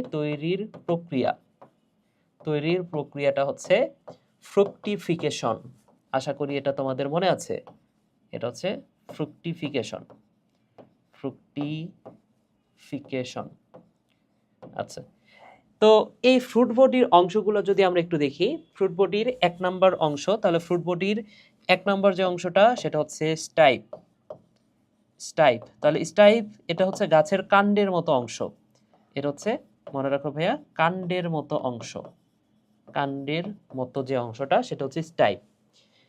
স্টাইপের পরে এই যে দেখো, স্টাইপের পরে এই যে ছাতার মতো যে অংশটা সেটা হচ্ছে পাইলিয়াস। ওকে, সো 2 নম্বর অংশটা হচ্ছে পাইলিয়াস, এটা হচ্ছে পাইলিয়াস। তাহলে পাইলিয়াস কি ভাইয়া? পাইলিয়াস হচ্ছে ছাতার মতো অংশ, এটা হচ্ছে ছাতার মতো অংশ হচ্ছে পাইলিয়াস। 3 নাম্বার, মনে রাখো, এই ছাতার মতো যে অংশ তরুণ অবস্থায় এখানে একটা আবরণ থাকে, তাহলে পাইলিয়াসের যে আবরণ সেটা কি, সেটা হচ্ছে ভেলাম। নামটা মনে রাখো, ভেলাম। ভেলামটা কি ভাইয়া? এটা হচ্ছে পাইলিয়াসের আবরণ। পাইলিয়াসের লিয়াসের আবরণ। এবং এটা থাকে তরুণ অবস্থায়, যে কোনো অবস্থায় না, এটা কিন্তু ভাইয়া তরুণ অবস্থা। এটা হচ্ছে পাইলিয়াসের আবরণ এবং এই আবরণটা দেখা যায় তরুণ অবস্থায়, তরুণ ছত্রাকে। আশা করি বুঝতে পেরেছো। আচ্ছা, এরপরে দেখো এই যে এইখানে গোলাকার যে অংশ বা চক্রাকার যে অংশ, একদম তুমি যদি মাথাটা কল্পনা করো, এই মাথার যে চক্রাকার অংশটা স্টাইপের, স্টাইপের এই চক্রাকার অংশটাকে বলা হচ্ছে অ্যানুলাস। ঠিক আছে ভাইয়া, এটা হচ্ছে অ্যানুলাস। অ্যানুলাস। তো এই অ্যানুলাসের মধ্যে কি আছে? অ্যানুলাস, সরি অ্যানুলাস এটা কি? এটা হচ্ছে চক্রাকার অংশ। তাহলে স্টাইপসের মাথায় চক্রাকার অংশ, স্টাইপ এর মাথায় চক্রাকার অংশ, চক্রাকার অংশ হচ্ছে অ্যানুলাস। এবং সবচেয়ে গুরুত্বপূর্ণ যে বিষয়টা, এই যে অ্যাগারিকাসের বা তোমরা যারা ছত্রাকটা দেখেছো তাদের এই যে তোমরা অবশ্যই দেখেছো এখানে নিচের দিকে ঝোলানো অবস্থায় এই যে এই অংশগুলোর নাম হচ্ছে গিল বা ল্যামেলি। তাহলে এইটার নাম কি ভাইয়া? এটা হচ্ছে গিল বা ল্যামেলি। তাহলে এই নামটা মনে রাখো। তাহলে 5 নাম্বার যে অংশ ফ্রুট বডির, তাহলে এগুলো হচ্ছে ফ্রুট বডির অংশ। তাহলে 5 নাম্বার যে অংশটা সেটা হচ্ছে গিল বা ল্যামেলি, গিল বা ল্যামেলি। তাহলে এই গিল বা ল্যামেলি এখানে কি, এটা হচ্ছে ঝোলানো অংশ, নিচের দিকে ঝোলানো অংশ। এবং এই গিল বা ল্যামেলি সবচেয়ে গুরুত্বপূর্ণ জিনিসটা ধারণ করে এই ছত্রাকের, সেটা হচ্ছে ব্যাসিডিয়াম। তাহলে এই গিল বা ল্যামেলির ছোট্ট একটা অংশ যদি তুমি একটু পর্যবেক্ষণ করো, এখান থেকে ছোট্ট একটা অংশ নিয়ে তুমি যদি একটু পর্যবেক্ষণ করে দেখো, তাহলে তুমি দেখতে পাবা এই যে এইরকম একটা অংশ। আরো কিছু আছে, তবে মেন জিনিসটা হচ্ছে এইটাই। এই জিনিসটাকে বলা হচ্ছে ব্যাসিডিয়াম। এটার নাম হচ্ছে ব্যাসিডিয়াম। তাহলে ব্যাসিডিয়ামে যে স্পোরটা থাকে, এখানে তো স্পোর থাকে তাই না, জরনাঙ্গ যেহেতু, তার মানে কি স্পোর থাকবে। এই ব্যাসিডিয়ামে যে স্পোরটা থাকে সেটার নাম হচ্ছে ব্যাসিডিও স্পোর। নাম কি ভাইয়া? ব্যাসিডিয়ামে যে স্পোরটা থাকে, স্পোরের নাম কি? ব্যাসিডিও স্পোর। এবং স্পোরের সংখ্যাটা মনে রাখতে হবে, স্পোরের সংখ্যা হচ্ছে 4টি। তাহলে 4টি ব্যাসিডিও স্পোর তৈরি হয়। তাহলে দেখো এখানে কয়টা ব্যাসিডিও স্পোর তৈরি হয়েছে? 1টা, 2টা, 3টা, 4টা। তাহলে ব্যাসিডিয়ামের মাথায় 4টি ব্যাসিডিও স্পোর তৈরি হয়। এই কথাটা খুবই গুরুত্বপূর্ণ। আচ্ছা, এইবার আসো যে বিষয়টা আমাদের জানতে হবে সেটা হচ্ছে, তাহলে যে গিলের গঠনটা আমাদের একটু দরকার। তাহলে এই যে গিল নিয়ে আমরা, গিল সম্পর্কে আমরা জানলাম, এই গিলটা নিয়ে আমরা আরেকটু করি। সেটা হচ্ছে ভাইয়া, এই যে গিলের প্রস্থচ্ছেদ করলে আমরা 3টে স্তর পাবো। 3টে স্তরের মধ্যে প্রথম স্তরটা হচ্ছে ট্রমা। প্রথম স্তরটা কি ভাইয়া? ট্রমা। এবং ট্রমা হচ্ছে সবচেয়ে নিচের অংশ। এই যে নিচের এই কোষগুলা, লম্বাকৃতি যে কোষগুলা দেখতেছ, এইগুলো হচ্ছে ট্রমা। এবং এখানে 2টা নিউক্লিয়াস থাকে। তাহলে 2টা নিউক্লিয়াস মানে কি? এটা হচ্ছে ডাইক্যারিওটিক। এবং ট্রমা এখানে হচ্ছে বন্ধা কোষ দ্বারা আবৃত। এটা হচ্ছে বন্ধা কোষ দ্বারা আবৃত। ঠিক আছে। দ্বিতীয় কথা হচ্ছে এই ট্রমায় 2টা নিউক্লিয়াস থাকে, 2টি নিউক্লিয়াস। আর 2টা নিউক্লিয়াস মানে হচ্ছে এটাকে আমরা বলতে পারি ডাইক্যারিওটিক। এটাকে আমরা বলতে পারি ভাইয়া ডাইক্যারিওটিক কোষ, ডাইক্যারিওটিক। আশা করি বুঝেছো। ঠিক আছে, তাহলে 2 নাম্বার হচ্ছে তাহলে ট্রমা, 1 নাম্বার হচ্ছে ট্রমা, 2 নাম্বার হচ্ছে সাব হাইমেনিয়াম, আর একটা হচ্ছে হাইমেনিয়াম। তাহলে হাইমেনিয়াম হচ্ছে এই অঞ্চলটুকু। তাহলে হাইমেনিয়ামের নিচে নিচে কোনো কিছু বুঝাইতে সাব শব্দটা ব্যবহার করা হয়। তাহলে হাইমেনিয়ামের নিচে সেটা হচ্ছে সাব হাইমেনিয়াম। তাহলে 2 নাম্বার যে অংশটা সেটা হচ্ছে সাব হাইমেনিয়াম, সাব হাইমেনিয়াম। ওকে, তো এই সাব হাইমেনিয়ামে 2 থেকে 3টা নিউক্লিয়াস থাকে, 2 থেকে 3টি নিউক্লিয়াস থাকে, নিউক্লিয়াস থাকে। এবং এই সাব হাইমেনিয়ামের কোষগুলা দেখো তো ভাইয়া কেমন? এই কোষগুলো হচ্ছে গোলাকার, তাই না? ছোট গোলাকার, 2 থেকে 3টা নিউক্লিয়াস বিশিষ্ট। তাহলে এটার দেখতে কেমন ভাইয়া? এটা হচ্ছে ছোট ছোট গোলাকার, ছোট গোলাকার এবং 2 থেকে 3টা নিউক্লিয়াস বিশিষ্ট। তাহলে এই যে দেখো 2 থেকে 3টা নিউক্লিয়াস বিশিষ্ট এবং ছোট গোলাকার এই ধরনের বিন্যাসকে বলা হয় প্রোজেনকাইমা বিন্যাস। বুঝতে পেরেছো? তাহলে এই যে এই ধরনের কোন একটা বিন্যাস, কোষের বিন্যাসকে বলা হয় প্রোজেনকাইমা। এই কথাটা মনে রাখো, এটাকে বলা হয় ভাইয়া প্রোজেনকাইমা। আশা করি বুঝতে পেরেছো। ঠিক আছে, এবং 3 নম্বর যে অংশটা সেটা হচ্ছে হাইমেনিয়াম। তাহলে সাব হাইমেনিয়ামের পরে সেটা হচ্ছে হাইমেনিয়াম, হাইমেনিয়াম। এবং এই হাইমেনিয়াম এইখানেই কিন্তু থাকে ব্যাসিডিয়াম। বুঝতে পেরেছো? তাহলে এই হাইমেনিয়াম এইখানে থাকে ব্যাসিডিয়াম। এখন মোস্ট গুরুত্বপূর্ণ একটা বিষয়, ব্যাসিডিয়ামের আকৃতিটা কেমন দেখো। এই যে এই টাইপের যে আকৃতি, ব্যাসিডিয়ামের আকৃতিটা কেমন দেখো তো, একটা ফুলের টবের মতো। এই আকৃতিটাকে বলা হয় গদাকার ব্যাসিডিয়াম। এখানে কি থাকে তাহলে ভাইয়া? এই আকৃতিটার নাম হচ্ছে গদাকার। তাহলে গদাকার, গদার মতো আকার, সেটা হচ্ছে গদাকার। গদাকার ব্যাসিডিও, গদাকার ব্যাসিডিও স্পোর থাকে এখানে। ঠিক আছে, ব্যাসিডিও, এটা কি ব্যাসিডিও স্পোর? আচ্ছা একটু দেখি তো ভাইয়া, সরি হ্যাঁ ঠিকই বলছিলাম আমি। এই ব্যাসিডিয়াম এটাই হচ্ছে, এটার নাম তো ব্যাসিডিয়াম, তাহলে এটা ব্যাসিডিও স্পোর না। এই গদাকার আকৃতি হচ্ছে ব্যাসিডিয়ামেরই, নট ব্যাসিডিও স্পোর। ঠিক আছে, তাহলে গদাকার ব্যাসিডিয়াম। ঠিক আছে ভাইয়া, ব্যাসিডিয়াম। ওকে, তো এই হচ্ছে গিলের অন্তর্গঠন। তাহলে গিলের অন্তর্গঠন এটা আমরা পড়লাম। ঠিক আছে, তাহলে আসো এই যে অ্যাগারিকাস, এটা কিন্তু অনেক অ্যাগারিকাস আছে যেটা আমরা খাদ্য হিসেবে ব্যবহার করি, মানে খাদ্য হিসেবে খাইতে পারি। আবার অনেক আছে যেগুলো আবার খাইতে পারি না আমরা। বুঝতে পেরেছো? তো একটু পরে আমরা বিষাক্ত মাশরুম কিভাবে চিনবো সেটা আমরা শিখবো। তো বিষাক্ত মাশরুম চেনার উপায়টা একটু পরে আসি। তার আগে আসো অ্যাগারিকাসের আমরা কিছু অর্থনৈতিক গুরুত্ব পড়ি। ফার্স্টে আমরা পড়বো উপকারিতা। তো অ্যাগারিকাস খাদ্য হিসেবে ব্যবহৃত হয় আমরা জানি। তাহলে খাদ্য হিসেবে কোন কোন অ্যাগারিকাস খাওয়া হয়? ওই যে একটু আগে বলেছিলাম যে বাংলাদেশের মানুষ ভিওএল, এটা থেকে মনে রাখো ভালো, আর পিএলই পেলে। তাহলে এই যে মানিকগঞ্জ সাভারের মানুষেরা ভালো পেলে খায়, এই কথাটা মনে রাখো। তাহলে মানিকগঞ্জ সাভারের মানুষেরা কি খায় ভাইয়া বলো তো? ভালো পেলে খায়। ঠিক আছে, অর্থাৎ এই যে ভলভারিলা এবং প্লিউরোটুস, ওকে, ভালো পেলে খায়। আর আমেরিকা ইউরোপের মানুষেরা দেখো বিষ খায়। বুঝতে পেরেছো? আমেরিকা ইউরোপের মানুষেরা বিষ খায়, আরেকটা হচ্ছে পেস্ট্রি খায়। ওই যে পেস্ট্রি আমরা খাই না, তাহলে আমেরিকা ইউরোপের মানুষেরা বিষ খায় এবং পেস্ট্রি খায়। এই দুটা কথা মনে রাখো। তাহলে একটা হচ্ছে বেসপোরাস আর একটা হচ্ছে ক্যাম্পেস্ট্রিস।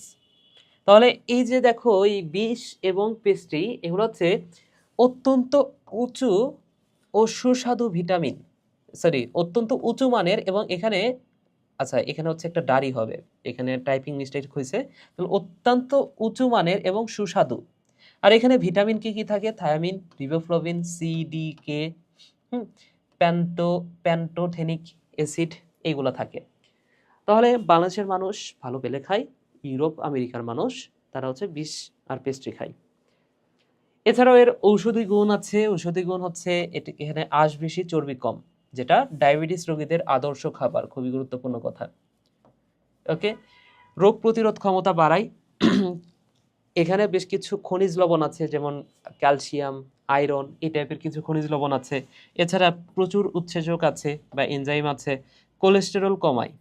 ওকে, হৃদরোগ নিয়ন্ত্রণে রাখে, ক্যান্সার এবং টিউমার প্রতিরোধ করে। তাহলে 1 নাম্বার আমরা যেটা দেখলাম ও খাদ্য হিসেবে, 2 নাম্বার হচ্ছে ঔষধি গুণ আছে, 3 নাম্বার হচ্ছে মৃত্তিকার পুষ্টি বৃদ্ধি করে, 4 নাম্বার হচ্ছে শিল্প ও বাণিজ্য, এবং 5 নাম্বার দূষণ রোধ। আচ্ছা, একটা কথা আমি বলতে ভুলে গেছি, সেটা হচ্ছে এই যে একটু আগে আমরা ছত্রাকের উপকারিতা পড়ছি না, এইখানে আরেকটা কথা আমি অ্যাড করতে চাই। এটা তো অপকারিতা, আমরা ছত্রাকের যে উপকারিতা পড়েছি সেখানে ছোট্ট একটা কথা অ্যাড করে নাও, বলতে আমি ভুলে গেছি। সেটা হচ্ছে ছত্রাক যে কাজটা করে বায়ো রিমেডিয়েশন। ছত্রাক যে কাজটা করে ভাইয়া বায়ো রিমেডিয়েশন করে, অর্থাৎ ছত্রাক যে কাজটা করে ছত্রাক বায়ুর যে দূষিত পদার্থগুলা সেগুলো নিজে টেনে নেয়, বুঝতে পেরেছো? তাহলে নিজে টেনে নিয়ে বায়ুটাকে পরিশুদ্ধ করে, এই বিষয়টাকে বলা হচ্ছে বায়ো রিমেডিয়েশন।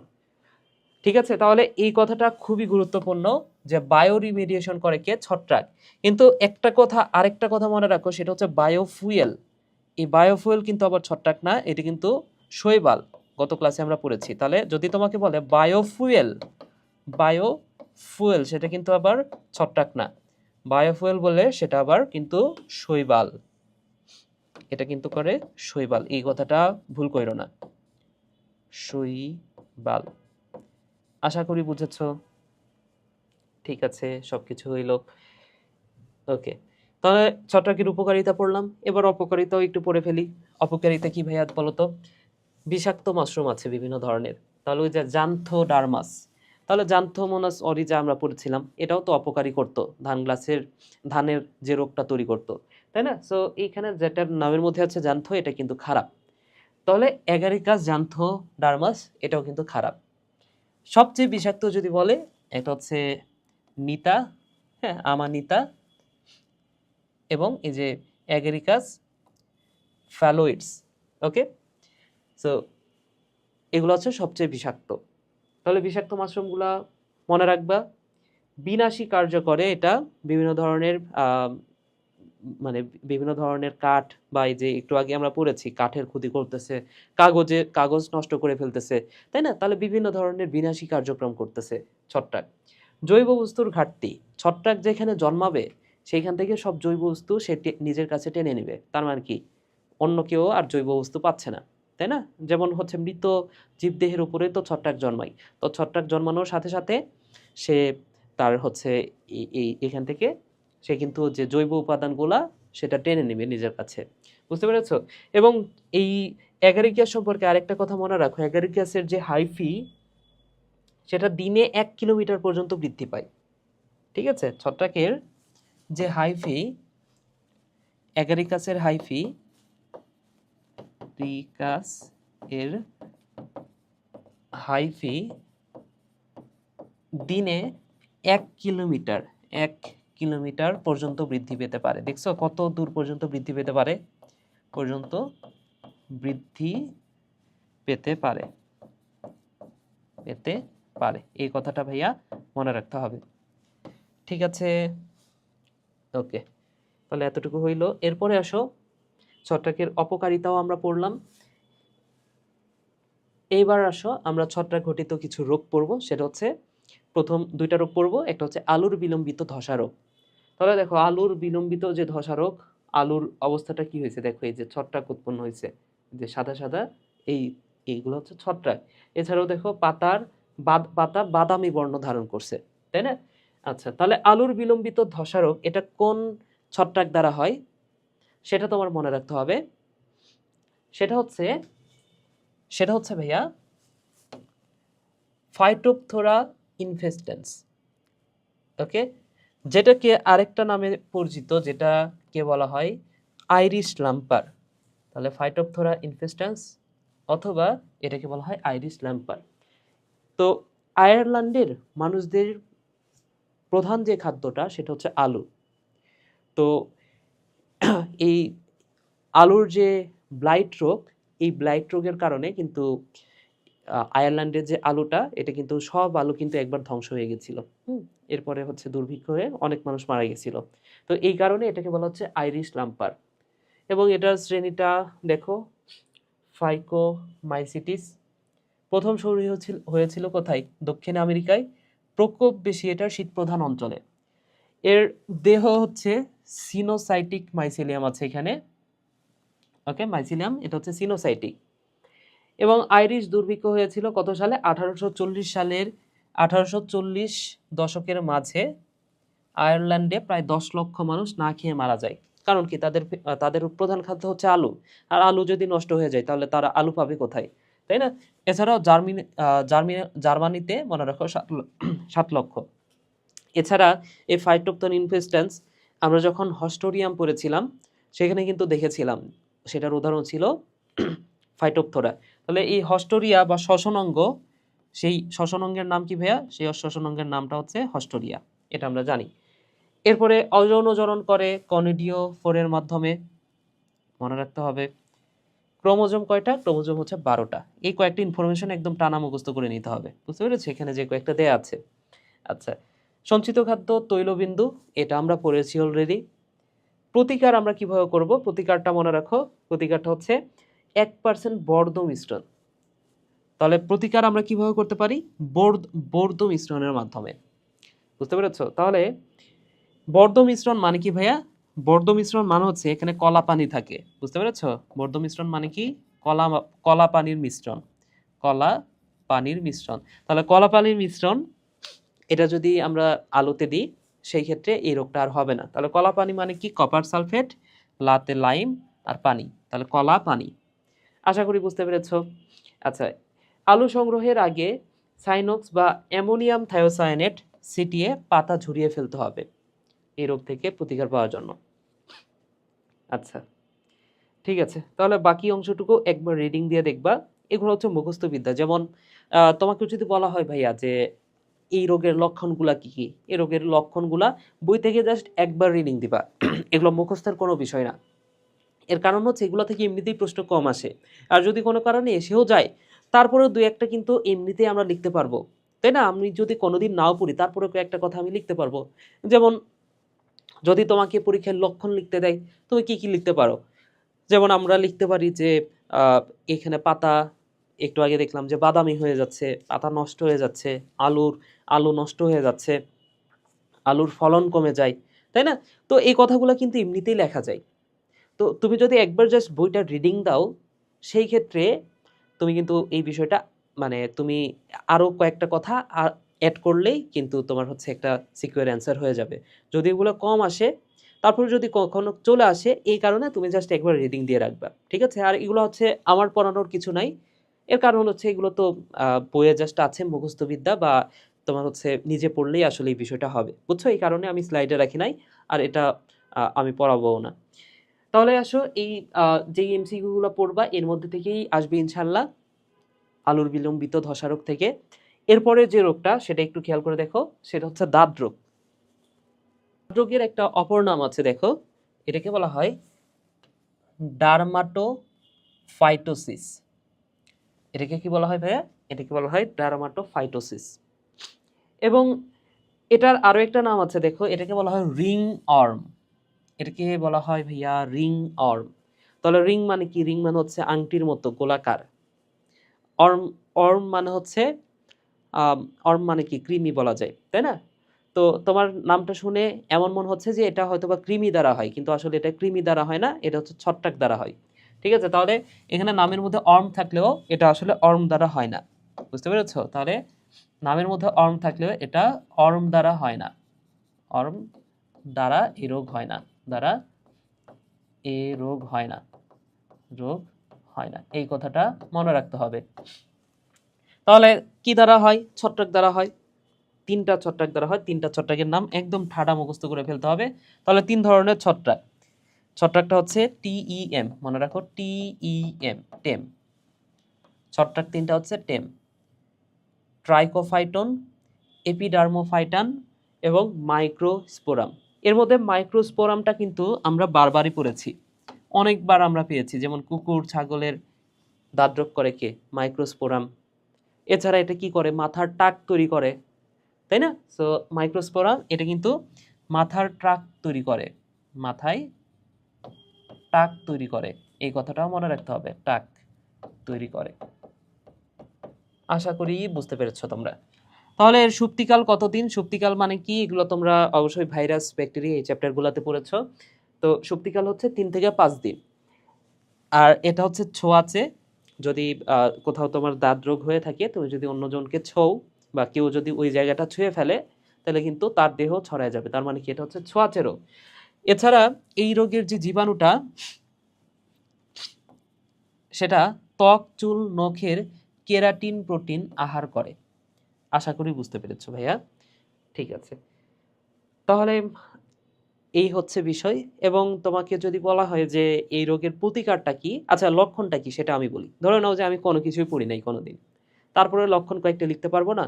যেমন দাঁত রোগ বা আমাদের যে ত্বকে চুলকানি রোগ বলতে পারি আমরা। তাহলে এই চুল কি হয় সেই সময়টাতে বলো তো? একটা গোলাকার অংশ জুড়ে গোলাকার অংশ জুড়ে সেই জায়গাটা একটু কালারটা ভিন্ন হয়ে যায়, তাই না? একটু বাদামি কালার হয়ে যায়। তারপরে সেই জায়গাতে অনেক সময় একটু ফোলা, ফোলা ওঠে, হ্যাঁ? বা একটু গুড়ি, গুড়ি অংশ দেখা যায়। এরপরে আ এখানে কি হয়? চুলকায়, তাই না? আর কি হয়? এখানে এখানে হচ্ছে আ যেমন হচ্ছে দাঁত ছোঁয়াচে বললাম। তাহলে টাচ করলে অন্য কেউ টাচ করলে বা অন্য কোথাও যদি টাচ লেগে যায়, সেই অংশটাতে দাঁত ছড়ায় পড়ে। এছাড়া এই দাঁত শুধুমাত্র যে যতটুকু অংশ হইছে, ততটুকু অংশতেই যে সীমাবদ্ধ থাকবে বিষয়টা এমন না। এটা কিন্তু আস্তে, আস্তে ছড়ায় পড়ে। আস্তে, আস্তে বড় হইতে থাকে, তাই না? তো যতটুকু আকৃতি ছিল তার চেয়ে আস্তে, আস্তে বড় হয় এবং বড় হয়টা কিভাবে? রিংয়ের মতো করে গোলাকার আকারে বড় হবে। তাই না? তাহলে দেখো এগুলো হচ্ছে লক্ষণ। তো তুমি যদি একবার রিডিং দাও, এই লক্ষণগুলো কিন্তু তুমি এমনিতেই তখন লিখতে পারবা, তাই না? এছাড়া যদি বলা হয় প্রতিকার এখানে দাঁত রোগের প্রতিকার যদি তুমি ফার্মেসিতে যাও তোমাকে বিভিন্ন ধরনের মলম দেয়। তোমাদের তো অনেকেরই জীবনে একবার না একবার হইছে এটা, তাই না? না হইলে এটা হয়তোবা জীবনের কোনো না কোনো সময় হইতে পারে। তো সেই ক্ষেত্রে তোমাকে মলম দিতে হবে। মলমেও যদি কাজ না হয় সেক্ষেত্রে ওষুধ খাইতে হবে।